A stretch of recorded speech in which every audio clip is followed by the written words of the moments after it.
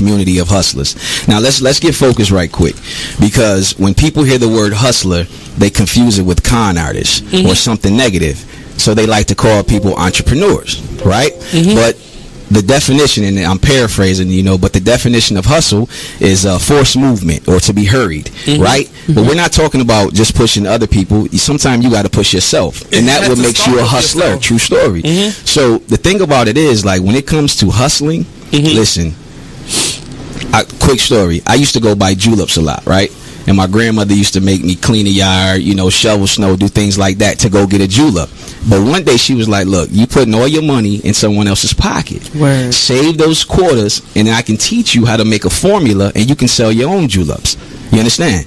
So the next couple weeks, I saved my money. Always a hustler. Listen, got to love but think everybody about got this. a grandma's story like that. Grandmothers are the natural hustlers because they were the ones who maintained and sustained our families through epidemics. You're talking Big Mama went through slavery and held it. You're talking Big Mama went through the Depression and held it. Big Mama went through crack and held it and still maintains it today. So if you don't think you come from a hustler, then you don't know where you come from. You understand? That's so real. I began to sell juleps, and ever since then, I capture a hustle. And a hustle is not a swindle. It's not a sneaky thing. It's up front. You're providing a need. You understand?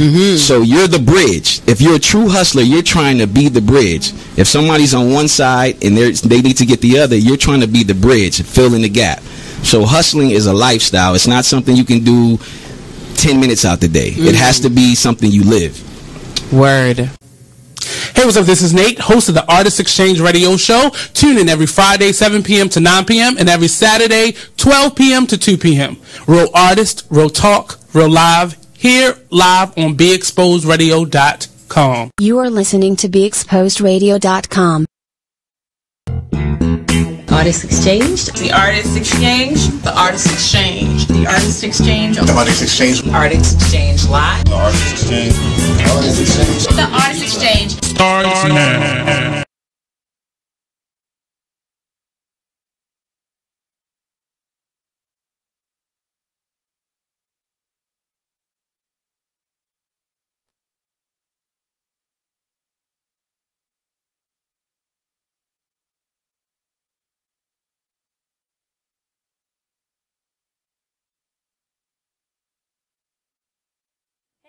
My name is Dominiqua, but my art name is Unique Dominiqua.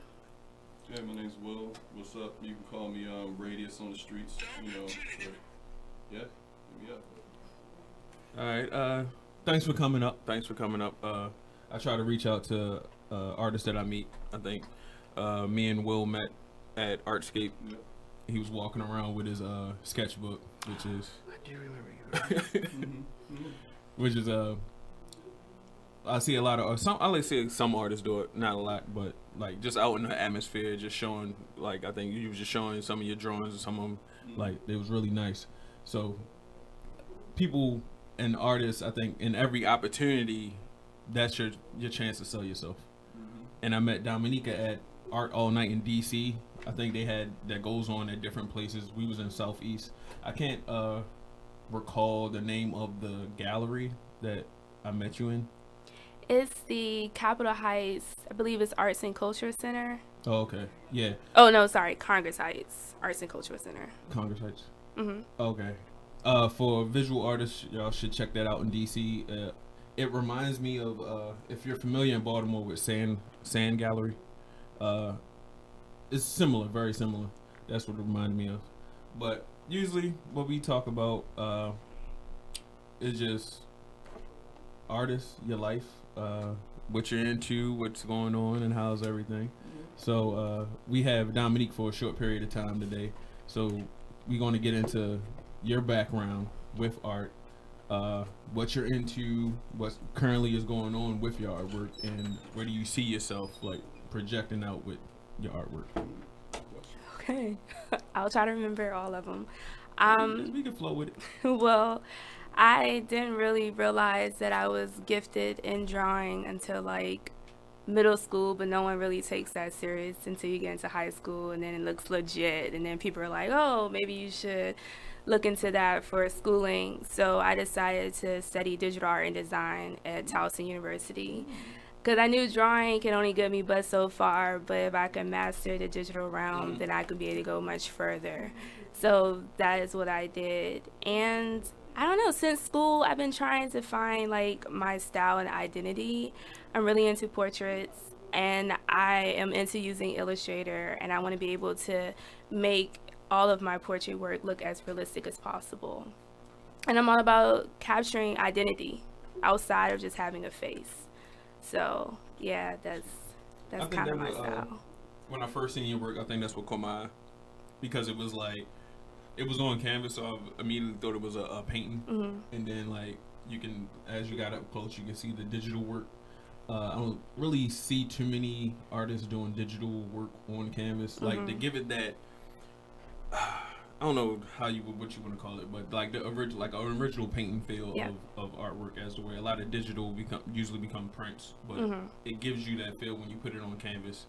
And also some of your work was 3D in a sense, because you added material to the actual painting, like your Beyonce one.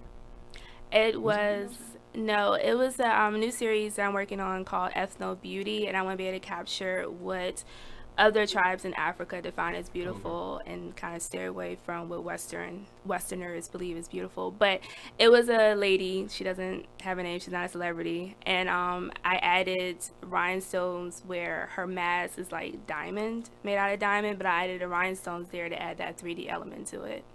That was the one you saw. We had that one. We do have the Beyonce one too. And that one, was it the one that you saw where it was like a close-up of her face and with the mask? Yes, and that one I used like ripped t-shirt to create that 3D element of it, so you get the feeling of a fishnet mask. So the 3D element, like where did that come from? Where did that start? Like what got you? What influenced you to go that route and add it? Well, I've seen other people do it, and no shade, but I don't think that it was executed that well. So it's a little shady, but you observe from other people and what they do, and then you try to perfect it in your way, type of thing. And that's kind of what I want to do. I don't want to be so limited to a flat surface. Now I want to be able to add an element that can work with your senses as far as touch as well as sight. So that's something I'm kind of leaning towards doing, and I am going to do another piece that's going to require me adding in wire, so I'm hoping that works out well. But yeah. So outside of, I guess, the graphic design, and I think, do you dabble in paint or whatever mediums? I've dabbled in paint in the past. I'm not a fan of paint, but what type of paint? Oil or acrylic? Acrylic. But it's so interesting because I know the technique behind painting, I know the technique behind drawing, and I kind of use those as a technique when I'm doing digital work, which is so strange, which is why I also like to print on the canvas, because I do want to trick my audience in thinking that it's a painting, and realize that digital work can just be as important and powerful as a painting. But I have dealt with paint in the past, and yeah, it's not my favorite. But drawing is always my go-to. Drawing with charcoal, drawing with graphite. I really love drawing. And you said you went to Towson University? I did. For graphic design. Digital art and design. Digital art. How did that benefit you, like from taking that next step? It opened my eyes to a lot of things. So originally I was going to go into the track of graphic design. So there's 2 track programs. And unfortunately, when I screened for that program, I did not get in. But up until that point, I was so used to having to work in a box that when I got into digital art and design, which I did not have to screen for because they just love me. But anyway, when I got into the program, my professors kind of shattered that box. And it got me to looking at things just, you can go much further. And it's not so much of trying to make everything look so crisp and precise and clean. You can mess it up a little bit. And yeah, it was really nice. It was a refresher, actually. A huge refresher. Which is strange because I work as a graphic designer, but we're not going to talk about it. Sounds like an artist orgasm you had. It's just like, oh, yes. This is Now, sometimes when as an artist, you have the whole that whole starving artist persona that a lot of artists tend to have. Are you someone that are a starving artist? Are you making a living off of your art solely, or are you like juggling the job, like a job, full-time job maybe, with the art? I am not a starving artist. I don't believe in starving. I like to eat, so. But no, during the day, I'm actually. I try to support my career because I work for the DC government as a graphic designer. So I have that during the day, and I let that be the support I need to support my art until I'm just like, I guess, up there enough to say I can be able to live off of my work. Right. But until then, I have to work just like everybody else. I see when, so now you're doing something you went to school for as your full-time job, which I guess still allows for creativity, but it still is like, it's not, you're not doing something totally completely different than what you're doing. You're following art-wise. Yeah. I think a lot of people tend to, I feel like that's kind of like the path that a lot of people would like to go on. Like if you're doing art and then you're doing tattoos too, or you're a tattooist and then you creating like that, as to where some people are like, they're working in an Amazon warehouse on the side and then they're doing art, and it's just like the two don't really. The creative flow just like you kind of break it up, the creative flow. You need momentum too. It's hard to get work. So it's great to hear that you took that path to go to school and then you using that as a job, but then also to fund your art, because I think like Nate always tells me, like, you should use your job as the investor. That's pretty much, so you investing in yourself. As to where a lot of artists are looking for investors, as to where now you are generating that income for yourself to do your artwork. That is so and true. To get it out there. Yeah. So what I like to hear from a lot of artists is that transition of going from just creating and being a creative to, you know, where like in Will's case you sketch and sketches in the book, and then take that to the next level where now I can go to a show and now I'm buying stickers or artwork from you. Like, where did that transition, like that transition period, how did that happen, and like how do you feel about that when it was going? I try not to have a process. I'm anti-process.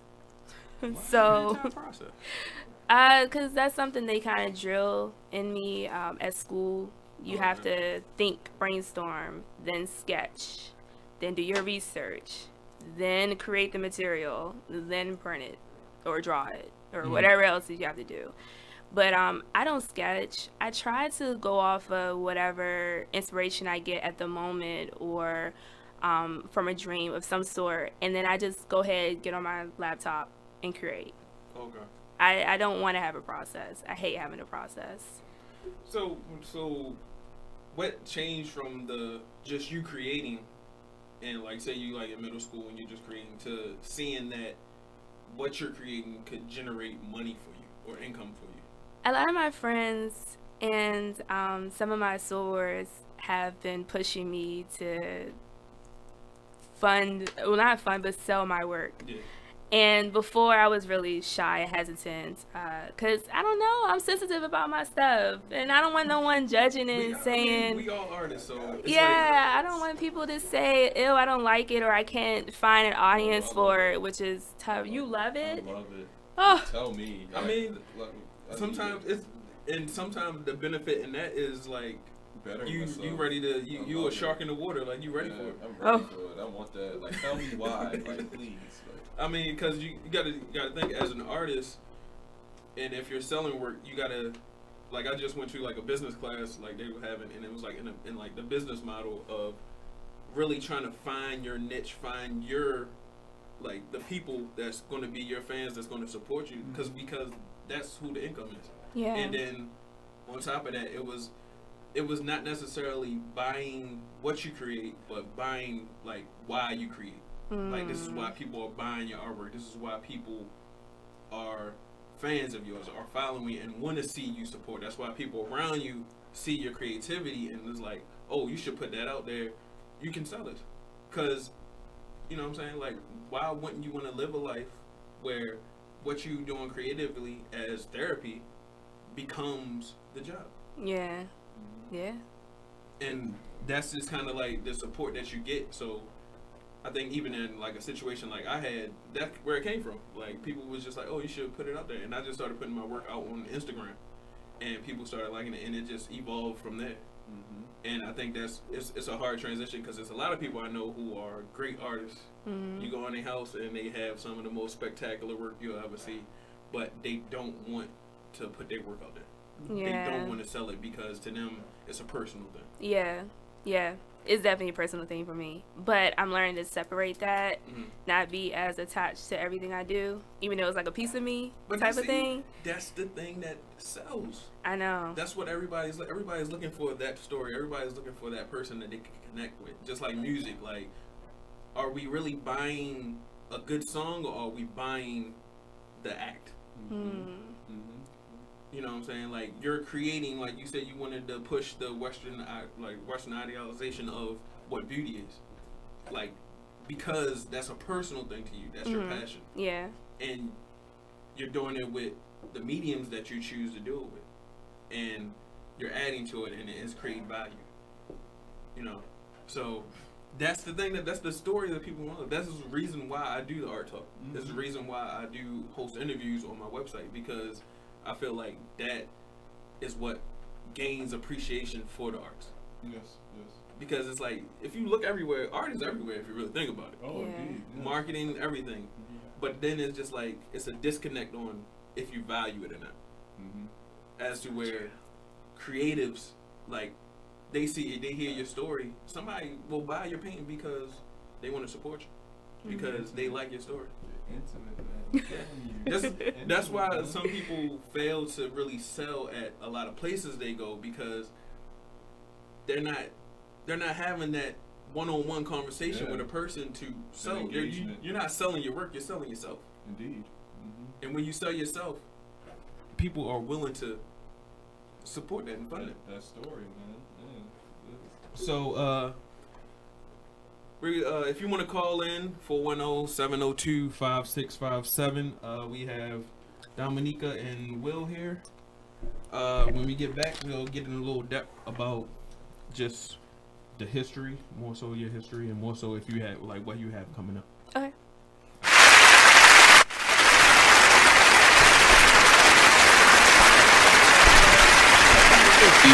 Late 40s, early 50s. That's not uncommon. It's a lot of. I mean, I can give you examples like that. But it's a good thing he's dead, because she can actually move on. Like, you can't move on. If he was alive, if he was alive and she found out she was having sex with her father for 15 years, you can't move on from that. Somebody's got to die. You can't. It's gonna be hard. Somebody's got to die. So wait, that means he didn't know either, though. Immediately, so I can stop vomiting, because I don't have nothing else left to vomit. All my insides, all my skeleton. He didn't know either. That's what would be the crazy part. Well, he wouldn't. He still doesn't know, because he's dead. How does that game go? Marry, screw, kill? How does that work when it's your dad? Oh my gosh, we talk about stuff like this and more every Tuesday at 7 p.m. on Talk Lately, the radio show. Only on BeExposedRadio.com. And on YouTube Live, where you can see us. Ladies, are you in need of the best quality hair extensions, a cute outfit, or that perfect pair of shades? Pink Ice products can cover you from head to toe, from flawless weaves to apparel. Visit us online at pinkiceproducts.bigcartel.com. We're located at 3000 Old Alabama Road, 119-303, Alpharetta, Georgia. Or give us a call at 470-488-6484. Come on in and check out Pink Ice products today. There's a rumor going around that Tyler Perry and Oprah are beefing. Well, let me tell you about this. Tyler, okay, told Oprah, bitch, if you don't have my money, we're going to have a problem. Ooh. Oprah said, what is the problem? Ooh. You said if I don't have your money, there was going to be a problem. So Oprah is standing her ground like, bitch, I'm in charge. Yeah, you know, you may have a $250 million studio over there that you film all your shows and movies and stuff on, but I have the empire. That's what Oprah said. Oh, these are her exact words. Allegedly. I made this up. But allegedly. I made it all up.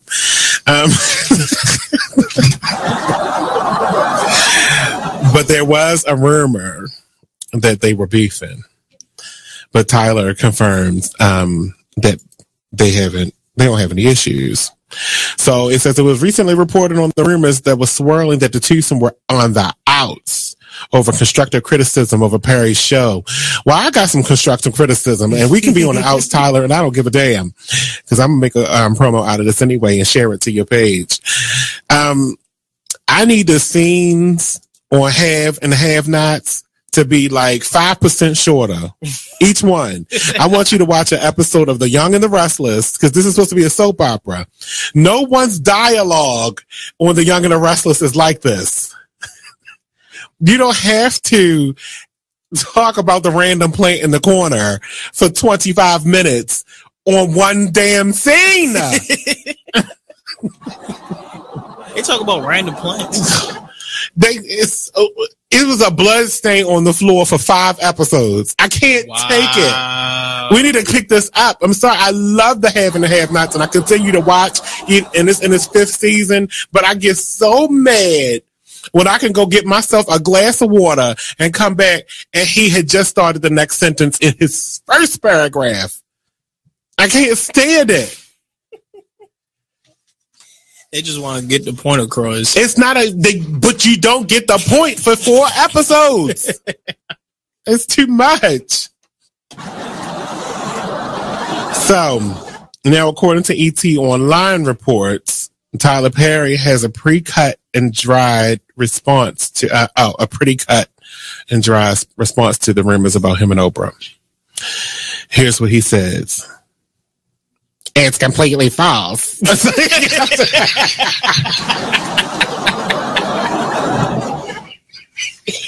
was that? That was your Tyler Perry impression? Oh, God. What? That was my Medea voice. Oh, gotcha. Nothing is accurate in this article except for mine and Oprah's names. That's what he said. I mean, you see what I mean? You gotta stick around. I mean, every Tuesday at 7 p.m. I mean, they pay us to do this, so we go off. Check out this flashback from the Artist Exchange Radio Show. That's the biggest thing, is just empowerment. Just get off of the begging line. Just be proud and just get our pride and our dignity back, because as a child, we're taught how to go and beg for a job. Our parents... Artist Exchange. The Artist Exchange. The Artist Exchange. The Artist Exchange. The Artist Exchange. Artist Exchange Live. The Artist Exchange. The Artist Exchange. The Artist Exchange. Starts now. You are listening to BeExposedRadio.com.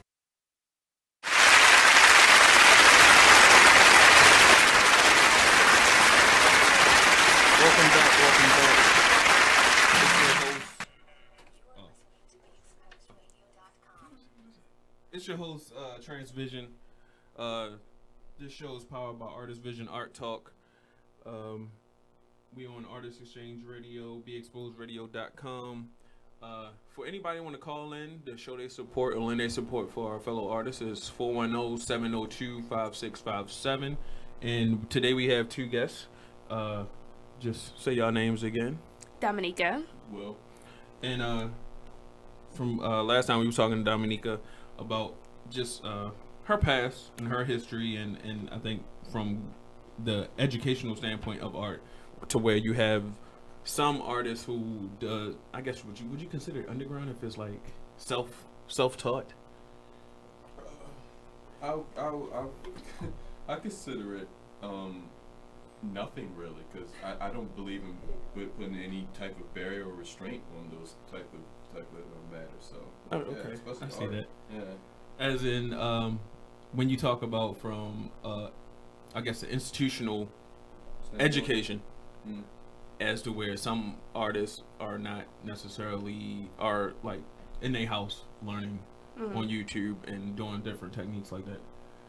So, and we was talking about putting the value on your work, and I don't necessarily ask artists how much their work goes for, but not necessarily price range, but how do you price your work like in situations? Because I've heard people that at shows, they did one show, didn't sell anything because they felt like they priced it too high, to where the next show they undercut themselves, thinking that that's going to get the artwork to move in the price. So with you, when it comes to your artwork, like how do you price your artwork? Like what things that you put into value in pricing your artwork?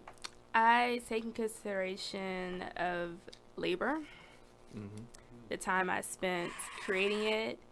I look into how much it costs to get it made, whether I get a printer or something, whether I'm buying extra materials to add to that, whatever it is, and then I do like *2 or *3 type of thing, so that I can be able to support being able to create more that way. But it's always it's a touchy subject, I feel, because it's kind of hard to say, you know, how do you price your value in a sense. It's kind of hard to do that.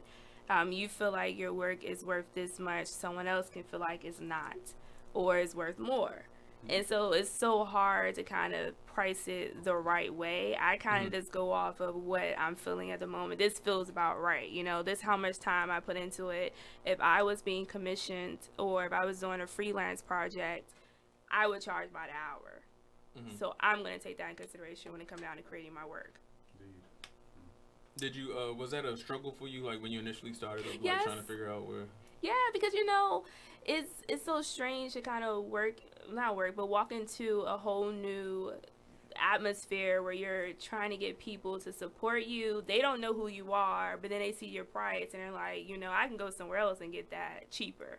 You know, how do you get them to understand that my price is not here so I can make money. My price is here because I put in a lot of work to do this. You know, type of thing. This is why you're selling yourself. Yeah, that's true. Because now I don't necessarily have to get you to feel comfortable with coming out of your pocket for like $500. I can have a conversation with you, just like that one guy that did Wolf of Wall Street. I forgot his name, but like what he was. Leonardo DiCaprio. Yeah, the movie, but the actual Jordan Belfort. Jordan Belfort, yes, that guy. And the actual guy, and like what he was selling and how he was selling his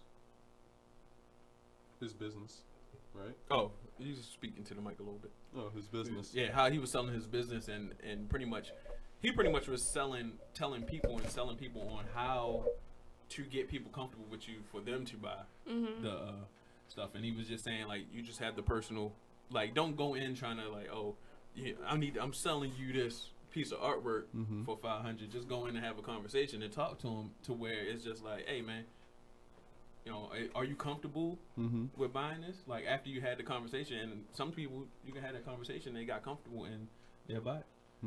Now you know, every now and then you're gonna get your people that just want to get a deal off of you, or or try to undercut you. Like, oh, I can't.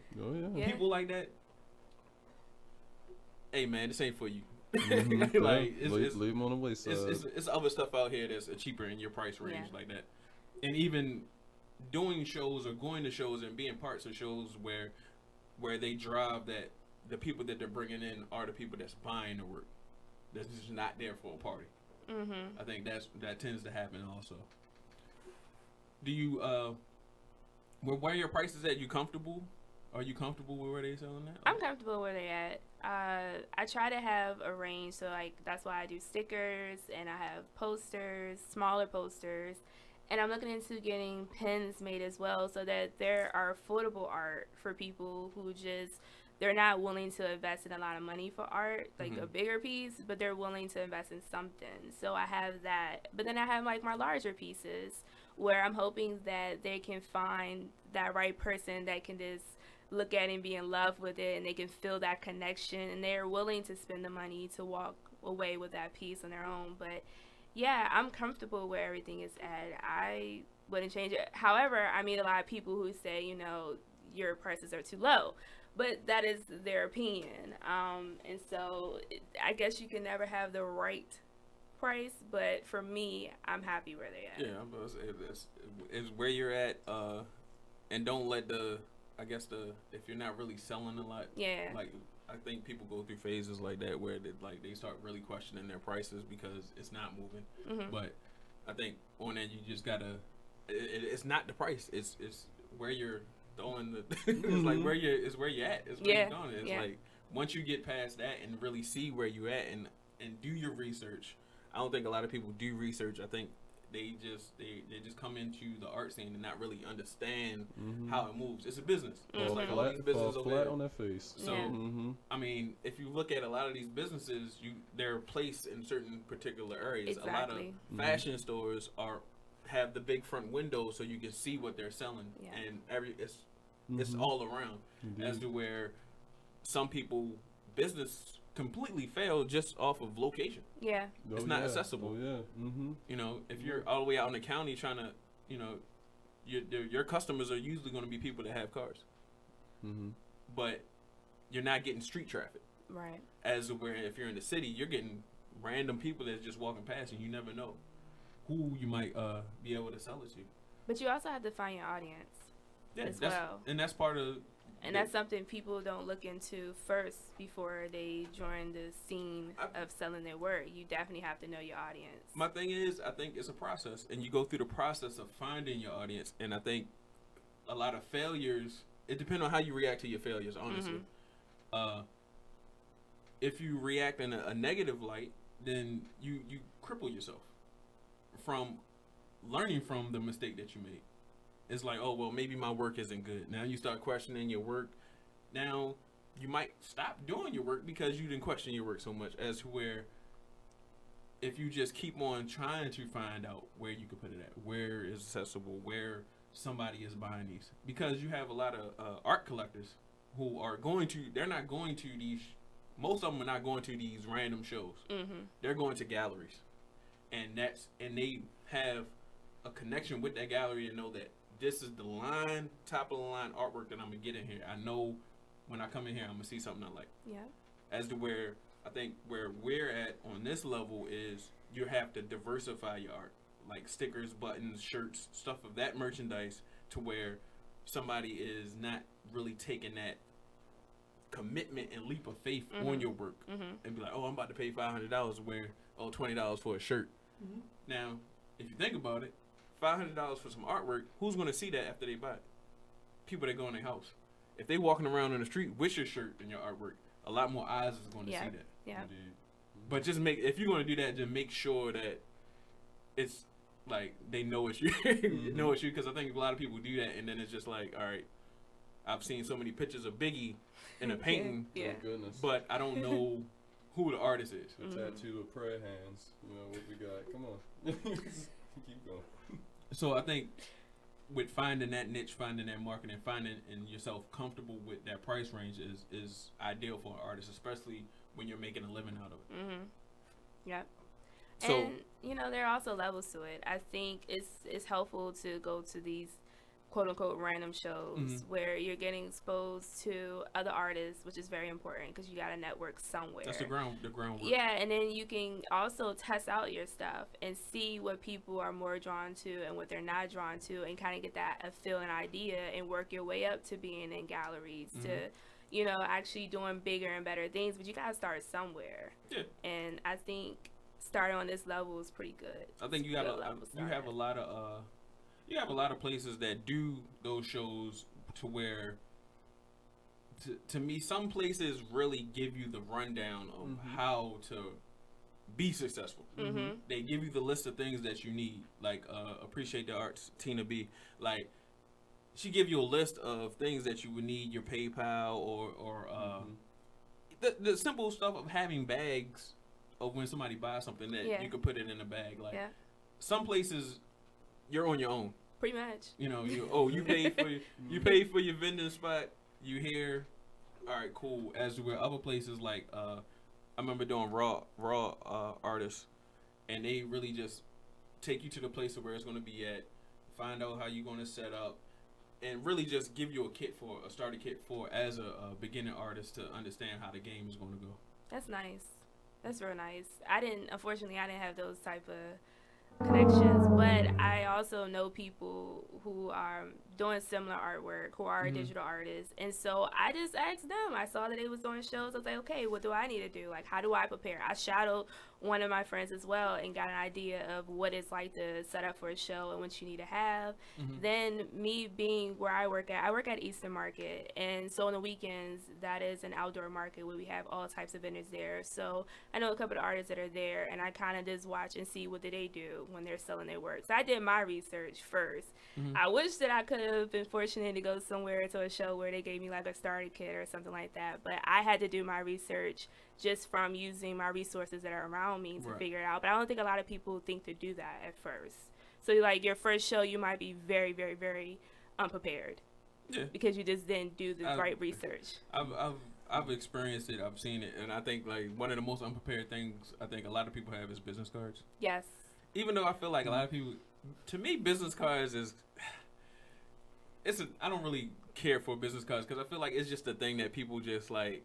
Yeah, just hand out. And it's just an everyday thing. It's just with me. I don't believe in the business card thing a lot of the time. Just say hit me up on Facebook. You know, if you're serious, you'll hit me up in my inbox. Yeah. And some people have a business card and forget it. You know, I think some people just like they make 500,000 business cards and then they just have all these business cards, so they just have to give them out. Like I done had people that. I know you personally. I've had conversations with you. Like we talk, just hand me a business card. Like here you go. I'm like, oh, you just getting rid of them. Like you just getting rid of them. I think business cards is one of the things that is just like, I think at a show you kind of need those more so.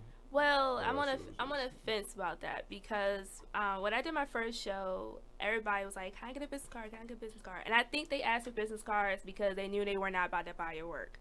So they wanted to seem like, I guess it's like a polite way of rejecting you by just taking your business card and keep it moving. Oh, I call them out on it. I call them out on it all the time. I said, so what you trying to leave? You know I'm lonely at this vendor spot right here. You can look at my work. So even on that, if you, like, the vending a business card might just be a passerby or that, because you got to think, like, you as an artist are selling it, and if you're kind of brand new, you having your issues with, if you want to like trying to talk to a person and get comfortable with them, and then you gotta understand there's people walking around there too. It's kind of like anxious, like I don't know if I should talk to them or stuff like that. So they'll be the ones that just like, oh, let me hurry up and give you a business card real quick. Just overly engaged, and I'll go over there, you know, smile, grab them by the hand, like let's take a walk to hey man, come to my gallery. Like you were quite interested in. Well, I like to do it this way. I can tell when someone's really interested, and I can tell when someone's not. So if you're not as interested and you request a business card, I just direct you to my social media page, which you can find my website through that as well. So it's like my way of just trying to pull you in a different direction where I know you're not going to really utilize that business card because I get that feel that you're not. Whereas with some people, because you really can tell body language speaks louder than words. Whereas other people, when they're really interested in doing business with you, those are the people you kind of want to give your business card to. I'm not saying that, you know, you should just like disregard some folks and give other people more attention, but you kind of get a feel for who's really interested and who kind of is not.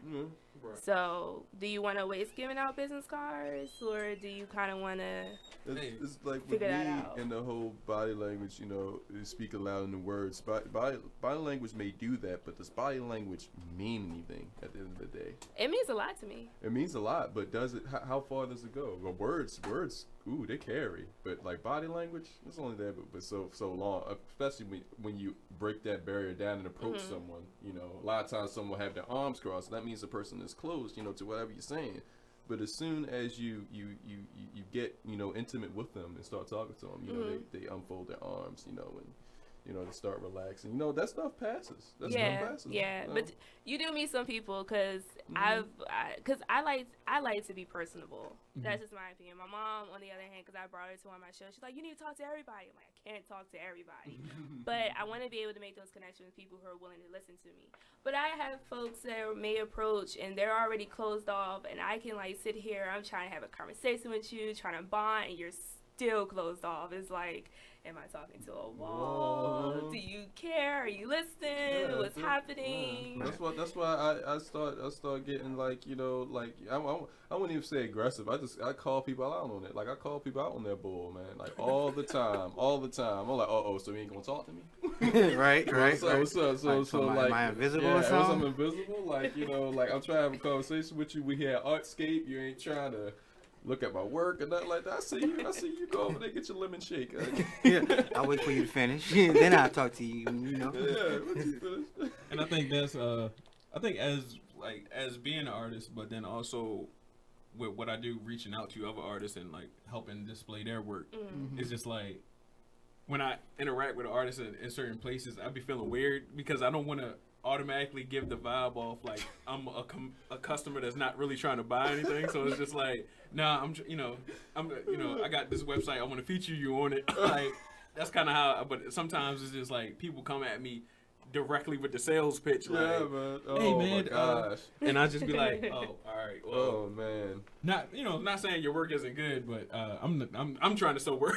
Yeah, man. Yeah, I got you. It's like we're really trying to sell work. Yeah, you have a red shirt in Target. Like, do you work here? Like, I just have a red shirt. Like, you know, that habit should be something like that. I went to Six Flags and I had on the khaki pants and the blue shirt. And I'm trying to go in, so I want to get on the ride. They say, man, you know you work here. Stop playing. I'm like, yo, bro, I don't work here. Like, come on, man. I said, you know what? I said, thought about it. Like, you know what? Okay, yeah. Like, I work at the Money Racer. You know, going over there. Well, hurry up and get over there. Cool. All right. I had a blast that day. Free to get it. Yes, sir. Take advantage of that. All right. If you learn to win, you can ride it. Right. Yeah. That's how it is. But yeah, I'm just walking in. I'm sorry, I had to step out for a second. But I was going on what y'all was saying about body language, and sometimes body language and words go hand in hand. But you can tell if a person, like you said, really interested in what you're saying just by their body language. You know, they say you talking to them, you're looking at them in their eyes, and they're looking everywhere else but you, or they just like this, or they something like this, or they go like this, like, you know, yeah. You know what I'm saying? I'm telling you, I break those walls down, man. Right. I'm telling you. To me, direct eye contact after a certain point in time just get like real weird. And it gets very weird. Like I start bugging out, like, yo. Like, all right, because I don't know, like I have a habit of I have a habit of thinking like I'm having a conversation, but then I'll just like my mind will just be like floating off somewhere else. Right. And then I'll be like thinking to myself, like, damn, am I even in this conversation? Right. Like I gotta come back real quick. Like a little girl let go of a balloon and it's just going. Let me come back. Well, if someone talk to you and they have something awkward or something unusual on their body, just try not to stare at it. Oh my gosh, that's the worst. I call that out. So I'm like, that's a French fry in your pocket. How did that get? Right.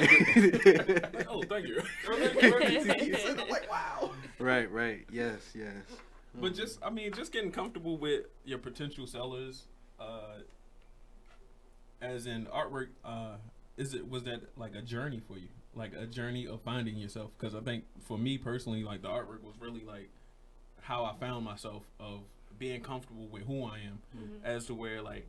With you, is that how it went? Like, is that like? I think I'm still finding myself. I'm still still finding, but I don't know how to explain it. It's still a journey, and there's still growth. And I know 10 years from now, my work is gonna look completely different than it does now because it's a continued growth in me finding myself. But I try to create based on where my mind is at. So how I feel, where my views are. I'm not a political person, but I'm all about women empowerment. Right. So it's like most of my subject matter is going to be females, but that's just where I'm at now, type of thing. And I am still trying to find myself. I haven't found it. The journey's going to continue. I don't know when it's going to end, but it is a process. Definitely is. While you finding yourself, just let people know where they can find you. Right. So they can take the journey with you. Like, oh, okay. Because that builds that's your fan base right there. Yeah. They want to see you grow. Yeah. Right. They want to see what you do next. Because like every day is a learning experience, you know. So like I agree with you. Every day we do grow. You know what I'm saying? It's not like we're forever learning. Always forever learning. And so, you know, while we're forever learning, we can just go ahead and as we go, we can manifest what we want in life. You know what I'm saying? So, you know, that's a good thing as we grow daily, you know, we become better. Like, Welcome back, Hollywood. Like, with the knowledge and stuff. Don't be doing that. My bad. Doing that, coming in with the knowledge. With both barrels. Your Instagram, Facebook information. My Instagram is at uniquedominiqua_art. I do have a Twitter, which is uniquedominiqua. And let's see, I don't have a Facebook. I do have a website, which is dominiquaeldridge.com. That's my first and last name. You don't have Facebook? I don't have a Facebook. I was thinking that in my head. I was going to say that. I don't have a Facebook. You know, this is something I noticed. How old are you? Right. Yeah, I'm right here. Yeah, I'm about to follow everything. I'm like, she fine. I'm about to follow. This is what I noticed with Facebook, right? Back in high school, Facebook was popping. That was just the site you go to find out about everything. MySpace. And I feel, well, before Facebook, there was MySpace. Black Planet. And then Black Planet was before MySpace. Yeah. But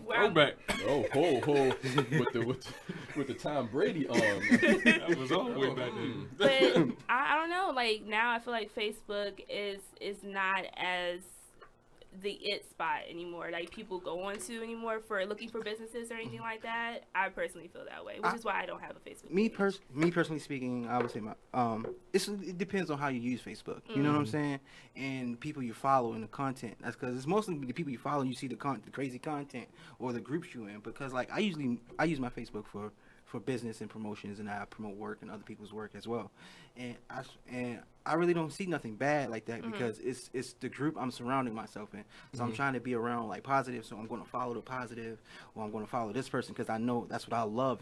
It's art, or this person loves music. So I'm going to follow the area that I love. So I really say Facebook is all according to how you use it, because people use it for bad things, or they use it for this and they put all their business out there.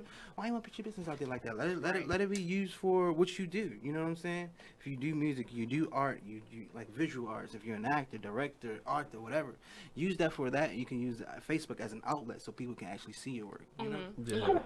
Oh, we have a caller. You can put your headphones up. Caller, you there? Hey, how you doing? Hello? Hey, what's up? Hello? Hello? Okay. Well, if you do want to call in, because I can't hear nobody, but if you do want to call in, the number is 410-702-5657. 410-702-5657. Mysterious caller. Call back. Definitely call back. We like to hear your feedback. He was simple. I liked him. He's like, I'm gonna keep it brief. But yes, this is all according to, I see people use Facebook like that. So yeah. But you know what?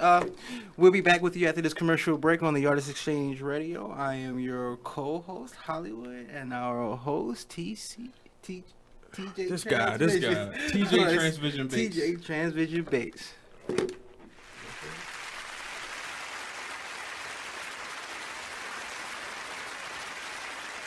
Ladies, are you in need of the best quality hair extensions, a cute outfit, or that perfect pair of shades? Pink Ice Products can cover you from head to toe, from flawless weaves to apparel. Visit us online at pinkiceproducts.bigcartel.com. We're located at 3000 Old Alabama Road, 119-303, Alpharetta, Georgia. Or give us a call at 470-488-6484. Come on in and check out Pink Ice Products today. Thank you for tuning in to BeExposedRadio.com. Sit back, relax, and listen to this flashback of the Artist Exchange Radio Show. Football, you basically have a good 10 to 12 years, and that's what it is. Well, you have a lot of people retiring early. It's funny, a lot of me and my alumni from UVA, where I graduated from, one of our fellow Wahoos, he retired yesterday, 32 years old. To Bergershaw Ferguson, and he's been in the league like 10 or 12 years. So like you said, a lot of guys are making that change on their own now, because they're seeing a lot of things from the the concussion movement, stuff that's been happening it's not the noun, it's the effects later, because you see different stories of men are in like their 50s and some are committing suicide because of the banging and the voices or the concussions. And did you see that? I haven't got a chance to see it, but not the movie, but did you see those effects? I have seen concussions in college where guys have played that whole entire game and didn't realize they was at a football game. Wow. But like before the big emphasis came about whole concussions and what's going on, we was taught you just run to the wall. You can't be soft. You shake it off and get back in it. So the wrong attitude to have. Right. Yeah. It's really internal. Like you really doing damage, not just to your bones, right, but to your mind. Everything. Right. And later on down the line, because just like you said, once the game is over, when you've been in a game and you think about it, because I tell people the NFL, any sports, whether it's male or female, is a semi-military, because you're told when to get up, when to work out, what to eat, when to play. All right, now you got a curfew, you got to be in the bed by this time. You do it for years and years, and all of a sudden, bam, it's done. So what do you do? Right. So just like the military that have with PTSD, we have that because we so used to having a certain way. And I remember watching this Brian Gumbel on HBO, it was like years ago, and a guy would act like he was getting dressed, a real good football player, would walk his daughter to the bus stop, and he would come back in the house, close the curtains, and just sit there because he didn't know how else to handle himself, because he was so used to being told what to do, because our schedule are laid out. By this time, you got to do this. By this time, you got to do this. Eat at this time, back on the field. So, hey, what's up? This is Nate, host of the Artist Exchange Radio Show. Tune in every Friday, 7 p.m. to 9 p.m. and every Saturday, 12 p.m. to 2 p.m. Real artist, real talk, real live, here live on BeExposedRadio.com. You are listening to BeExposedRadio.com.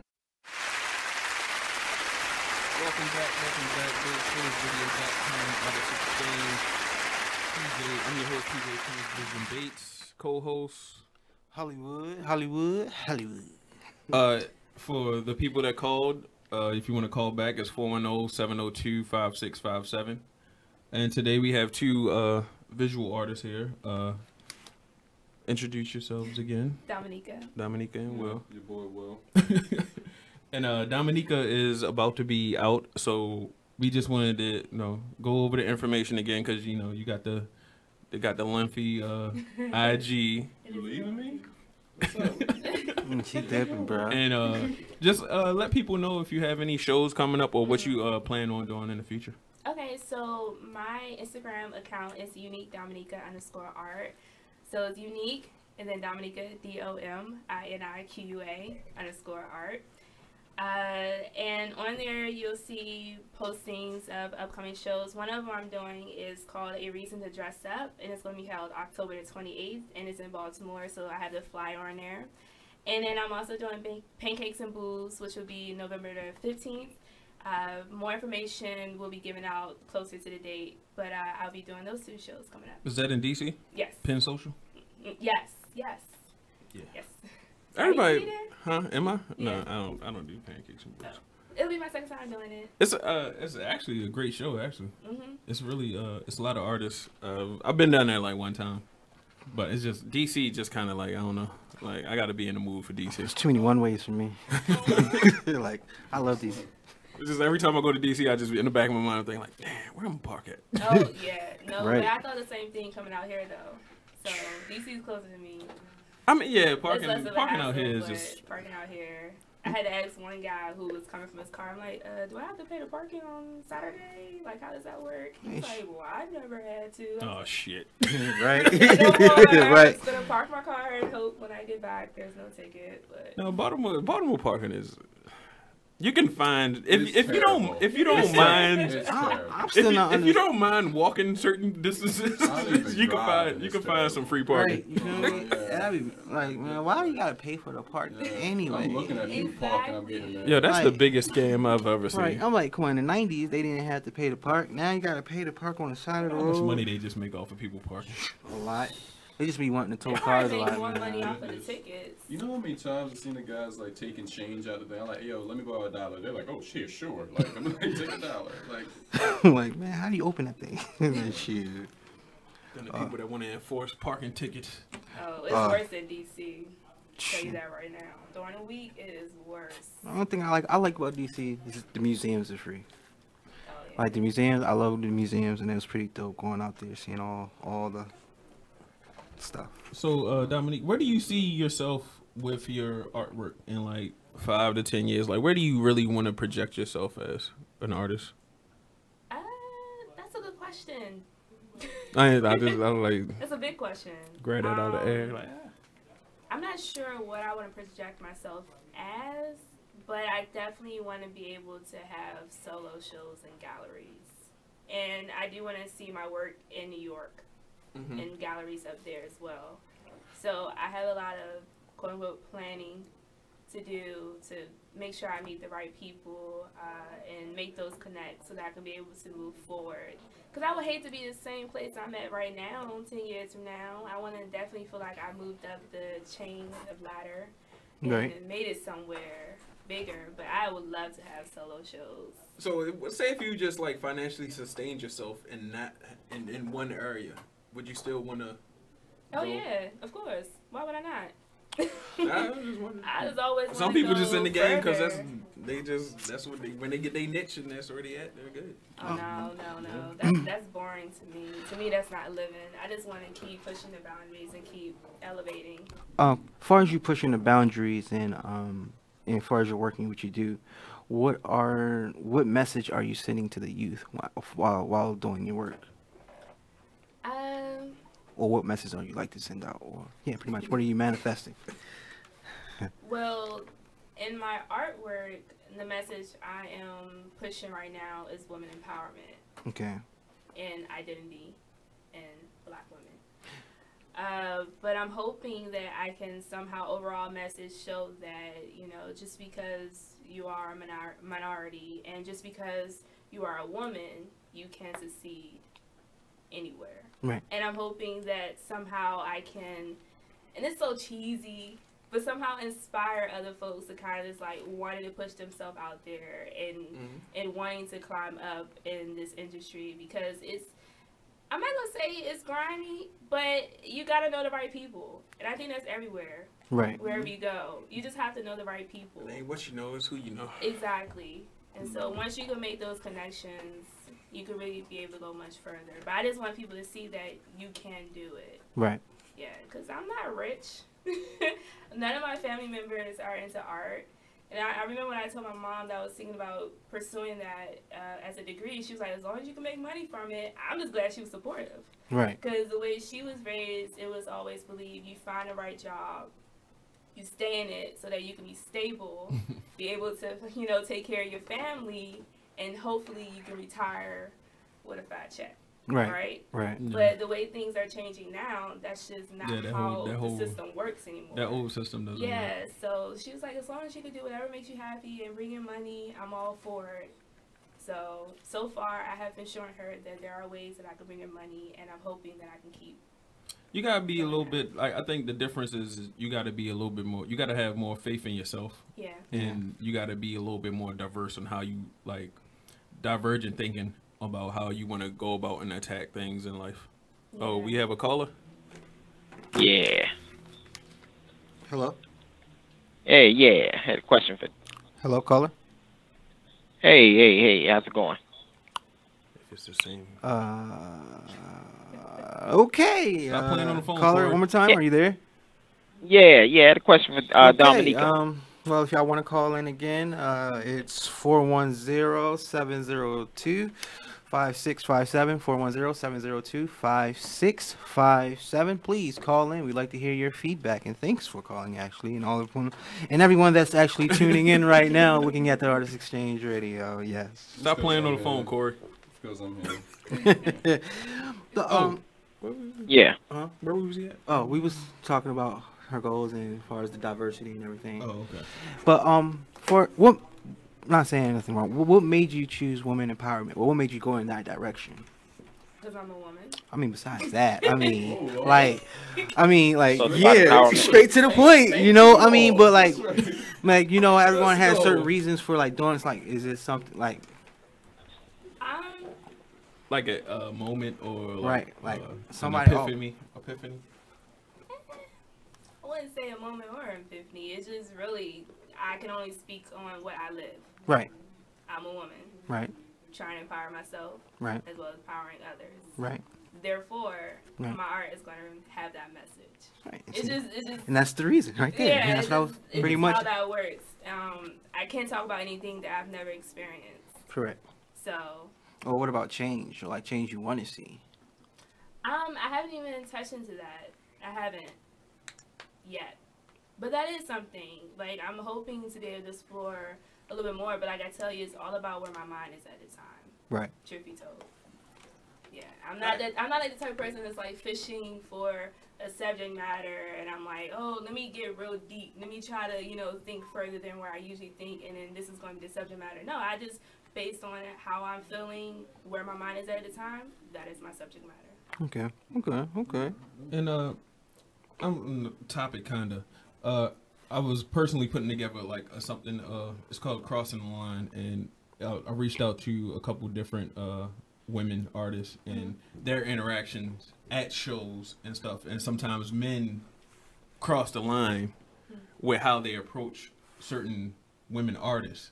Now, some people have like experienced some real crazy stuff, like offering favors for artwork. Like, it's just crazy. So in my whole, what I wanted to see is, I'm guilty of that. So I want to add, like, in your experience with so far,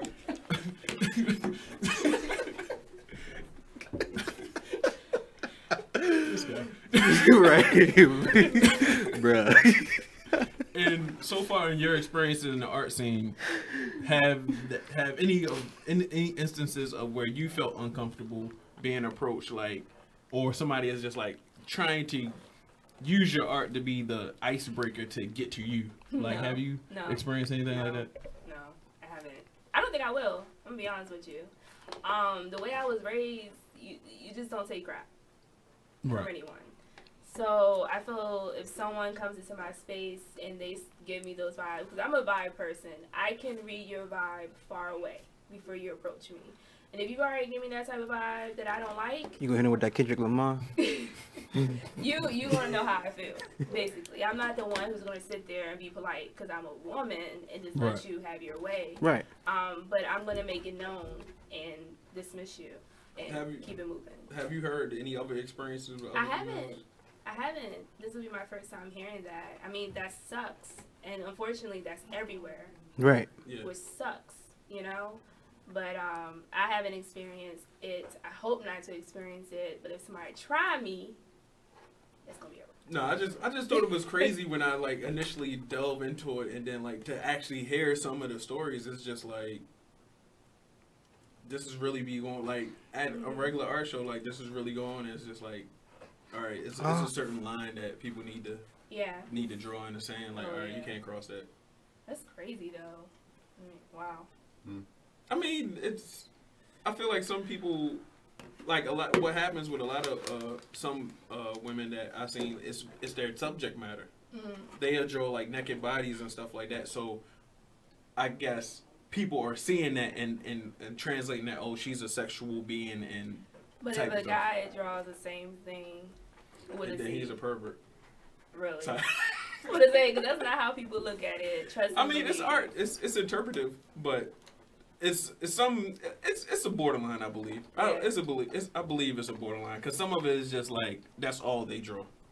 Don't get me started. And and that's like if you see their material, it's like they have series and series and series of. I met an artist. He's a guy. I'm not gonna say his name, but that's all he draws is vagina. Where? Oh, man. I like this guy. Vagina and boobs. Yeah. What's his name? He probably was drawing that as a little kid in school, and now he's turned it into. And it's a story of why he draws vaginas. I need to know this guy. Who is he? Like, what do we say about him? Do he get approached? Is that just? I would just call that exotic art. Wouldn't it be? Yeah.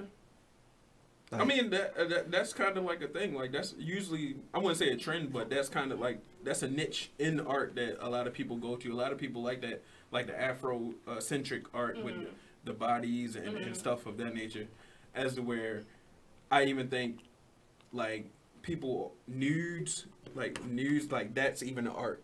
Like people are turning nudes into paintings. And like the bathroom selfies and stuff like that. Like I've seen people like turn that into art, and some people, I guess, I mean. So how is it if a female artist drawing the same thing as quote unquote exotic art? How is she viewed differently? Well, I actually I've seen an actual woman that actually did some visual art of herself. Well, she actually drew a painting of herself and everything, and it was one of them big paintings, and she was pretty much They didn't shun her. They didn't ridicule her. They was like they appreciated the art that she did, and also just being open with herself, about herself. It's just showing the art, and everybody actually she got good reviews, and there was a lot of mad love for her. That's a big step. Just to be vulnerable like that, that's huge. I don't think the judging is of the artist. It's more so of the person reaction to the artwork and how they go and how, because it's how they're looking at it and how they're translating it. And this could just be completely just faithful, like relieving yourself of your own therapy, as to where somebody else see it and they automatically is just like, oh, she's sexual, she wants it, like type stuff like that. So it's hard. That's why some artists feel like they're vulnerable when they put their work out there, because even if you're not even drawing that, you can still put your work out there and somebody just criticize it because they don't like it. Yeah. Right. Yeah. But and it makes you feel like, damn, right, you know what I'm saying? I'm effort in this moment. But you're always going to have the people that's going to dislike. You're going to have your people that's going to like your stuff, and you're going to have your people that dislike your stuff. You just got to keep it pushing. Like, you don't let that actually, right, don't let that discourage you. You know what I'm saying? All right, okay, thank you for your critique. Thank you for your criticism. You know what I'm saying? I'm going to keep it moving, and, hey, I'm going to keep doing what I have to do. But understand, you do have artists that they don't really have no reason behind it.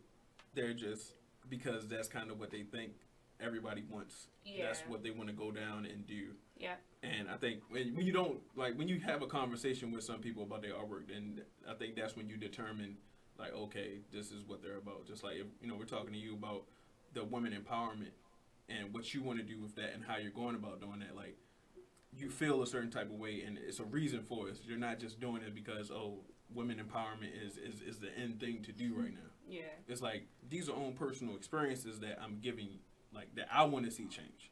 Like, stuff like that. And I think that's kind of like, that heightens the value of the work. Yeah. Yeah. So true. Yeah. What? I had a moment of laughter. Right. I had a long night last night. It's okay. So how do you where do you usually, the area that you usually stay in with your artwork? Is it like the DC area? I don't have a specific area.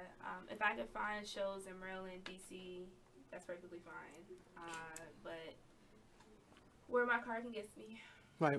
Like, well, I'm hosting an event. Well, I'm not hosting an event. I'm sorry. I'm being honored at an event on October 21st. This is a Come Network event. So it's October 21st at SNS Lounge, 6900 Bel Air Road, if you like to come through as well. But what made you go to the art direction? What pushed you, or what drew you that way? As far as what? As far as trying to make that as a career, or career, or just what made you fall in love with art? When I was really, really little, and okay, I'm sorry. We have one more call. We have a caller. That's quick. Hopefully, we can hear him this time. Caller. Okay, yeah. So my Instagram is at uniquedominiqua_art. That's unique, DOMINIQUA_art. And I also have a link to my website on my Instagram page. Hello. Okay. Thank you for calling in. If you still would like to call in, the phone number is 410-702-5657. I'm sorry, Nikki. Yeah, so when I was really, really little, my aunt, my grandma, and my mom used to make, I have 3 other cousins. We're all girls on our side. And we're 4 years apart each, which is so strange. But that's how we can remember each other's ages. But we used to always have to go to church. Bible study, No, not Bible study. It's like a little Bible for the kids section before church. Oh, like Sunday school. Yeah, Sunday school. Thank you. It's been a while. So don't judge me. But Cool. it was Sunday school in the church. But I had a King James Version Bible, and I used to draw in that Bible, not on the pages with the scripture, but the blank pages, just to get through the service. Because, you're young, you're not really paying attention to what everything is being said. And I kept those drawings, and then when I went school, I used to always draw a lot. And actually, my kindergarten teacher, this is how old this is, realized that, I might actually be skilled because everybody else is drawing stick people, and I'm trying to get the figure. I know we ain't that skinny, so I'm trying to get it right. Right. Now, I didn't know the curves, but I was getting it. But even then, I didn't realize that it was something I was good at until high school when I took a color course, because we had to take a fine arts class in high school. And I took a color course, learned about color theory, and we did little paintings just to kill the day and time. And I was like, okay, I actually really like this. This is therapy, because if I'm having a bad day, that class would turn everything around. And so I decided to go ahead and take the drawing course the next year. And then my art teacher, she's like, you're really good at this, so perhaps you should think about it in school. So I did. I applied to go to St. John and got into the art department because you have to submit a portfolio. But they weren't trying to give me enough coins. It's okay, because I ended up going to Towson, and I just went on and decided to stick with the art from there. And I guess the moment I really realized it had to have been high school, because even before then, other people noticed that I was talented, but I didn't think it was a talent. I just thought I was just drawing sketches. Anybody can do that, right? Right. But you realize that it's something that comes natural to you, and now people are like, you really should invest in this craft and make it into something. So high school had to have been that turning point. Definitely was. Okay. Yeah. Since you started art, what are some of the challenges you had to face being an artist? Well, same question for you too as well. My big challenge had to be with college. Something about professors, they have a way of tearing you down and rebuilding you. And going through that was a struggle enough, because when I went into college, I thought I was the ish. I thought I was good. I was better than everybody. I was so confident. And then that kind of fell, because you realize there's other people that are a lot more, I guess, more talented or more skilled than you are, because they've had the teaching. They actually invest in this, whereas me, I was just taking it as a joke up until college type of thing. And after school, I had to learn how to reprogram myself. So not to just focus on what my professors kind of shoved down my throat, but kind of find myself.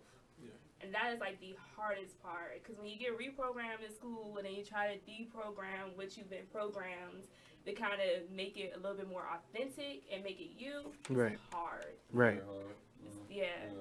So that's a challenge I'm facing currently. I think that's kind of what happens to studio artists, when they go through the educational, when it's the institute, it's kind of you're getting a teacher with their own perception on work, and and kind of dictating and turning it into something to where if you really don't go, it's just it's like a natural thing where you find things that you like to do and you turn it into what fits you. But it is helpful to go to school for it. Definitely, because your professors, they've been doing this for 10, 20, 15 years. So there's some things you can learn from them. And I have learned a bit of piece from every professor I've had that I carry on today. Even at the time, I thought it was not a teachable moment. But now that I reflect back on it, I'm like, okay, I understand why that person felt that way. I understand why they taught things this way and so forth. So I've learned some things from it. But trying to find that natural flow again, your natural identity, is kind of hard, because it is shaped by your professor, essentially. It really is. But I mean, that's also a good mentor. If you have a good relationship with the artist professor, sometimes you can find mentors. Because I feel like if you didn't go through the school route, you need to hook up with an established artist or a well-known artist in the city that can help you out and give you pointers and tips on where you really finding out where you want to go at with the work and what you want to do with it. Definitely. I agree. This was your first interview. It was. How do as you? intimidating. How do you feel about it? Like, I feel like you kind of open up, and like once you get to start talking about things, it's kind of like it's just start free flowing. Yeah, I feel a lot better. That's good. I need to do more of these. Hey.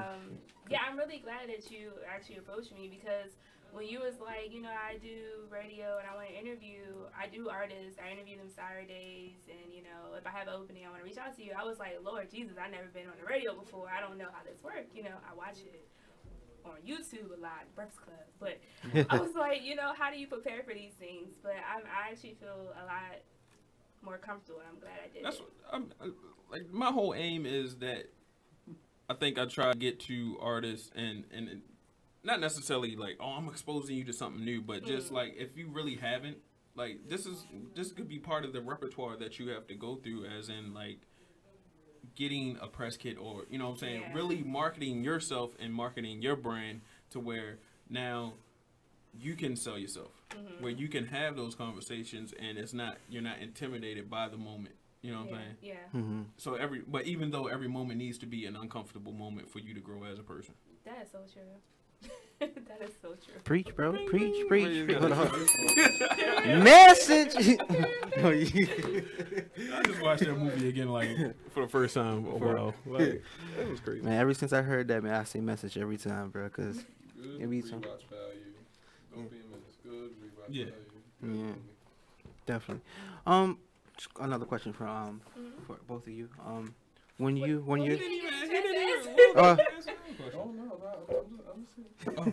okay. Before you leave. I'll answer it. But what was the question again? Upon, like, you know, what was the biggest challenges? Yeah. Within my art, women. Yeah, like. Huh? Yeah. You said winning or women? Women. They distracted, man. Like, they pick up a lot of your time. Like, if you like continue like. Hey, bro, can you come closer to the mic a little bit? If you continue like putting your time into them, you really don't get a lot done. So one thing is. You talking about like relationship? No offense. Yeah, it's like relationships. You know, there's a lot of times they're like, oh, they want a lot of your time. I'm like, okay, that's great and all, but I have to work. I have to, you know, do stuff. You know, no offense. You know, I mean, it goes both ways. Depending on what type of guy you're dealing with. Right. Too much of anything could not just kill you, but kill your time, especially. And it's just like, you know, I love to spend time with you. I love to be there with you. But that's one reason why I always was investing my time within a woman who was artsy, who was, you know, willing to, you know, like, you know, come down, you know, with me and go like, okay, let's draw something together, let's create something together, you know, and stuff like that. And that's at the point is I can spend time with you, and also we can get something done, you know. But you know, I would love to. I just can't. Yeah. Yeah, but no, like that's my biggest challenge. It's like I desire them so much, I love women so much. It's just that like the time is like ridiculous. I just can't. It's another job you clock into, right? Having a relationship. Messages. No, it's not.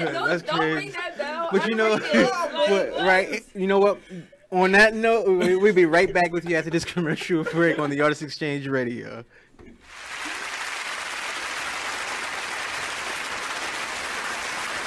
Man, it is what it is. Man, it is what it is. Well, it is what it is. This fly T Miles, also known as Tyree Miles, and Mr. Miles the writer. Hip Hop K, check us out every Friday on Be Exposed Radio at 9/11. Coming to y'all soon. Check out what you missed on Be Exposed Radio. It doesn't say alleged anywhere in here. This is the wrong song to play in this topic. They're saying 4 years ago, according to a $20 million lawsuit, the plaintiff, who was also not named, met Charlie Sheen in Las Vegas on April the 1st, 2011. The sleeve suit claimed that Sheen entered into a nefarious plot designed to lure plaintiffs into a luxurious hotel room to serve his prurient desires. Sensationally, it was alleged that Sheen... Say what? Say perverted. No, it's prurient. Let me see. Can I where's a point to the word? Right. Prurient. Prurient. It's hard. It makes me want to gag. My cock. Get it? Sensationally, it was alleged Sheen told the man he had no venereal diseases. At that point, they watched the porn and engaged in mutual oral compilation, mutual self-gratification, rubbing and massaging each other, play wrestling, licking, and unprotected intercourse. So, look, my question to my three people here at my panel, are they trying to say, because that's when they said he got this disease 4 years ago, or virus, HIV, 4 years ago. Are they trying to say that he got it from gay sex? Probably. Yeah, that's what it sounds like. That's what it seems. Consensus of the room is not all the female prostitutes that he was doing. It was the guy. Just they interjected this one guy in there. Yeah, you know what that is? That's Sheen having a very good publicist. Yeah, that is. Partly, this is the guy. That's the best story you could come out with. Yeah, right. This is the story that made the rest of these stories explode, basically. Check out the Talk Lately show every Tuesday nights from 7 p.m. to 8 p.m. right here on BeExposedRadio.com. You are listening to BeExposedRadio.com, the home of Talk Lately with Monty, every Tuesday at 7 p.m. Hey everybody, check out what you missed on the one and only Be Inspired radio show. I'm just thankful this year I've dealt with, some growing pains, and I've overcome some things, and I've also, accomplished some things in the process. I've learned some things. I learned that everybody loves your work until they got to pay for it. That's what I learned. That's what I learned. I learned everybody loves what you do. The pay?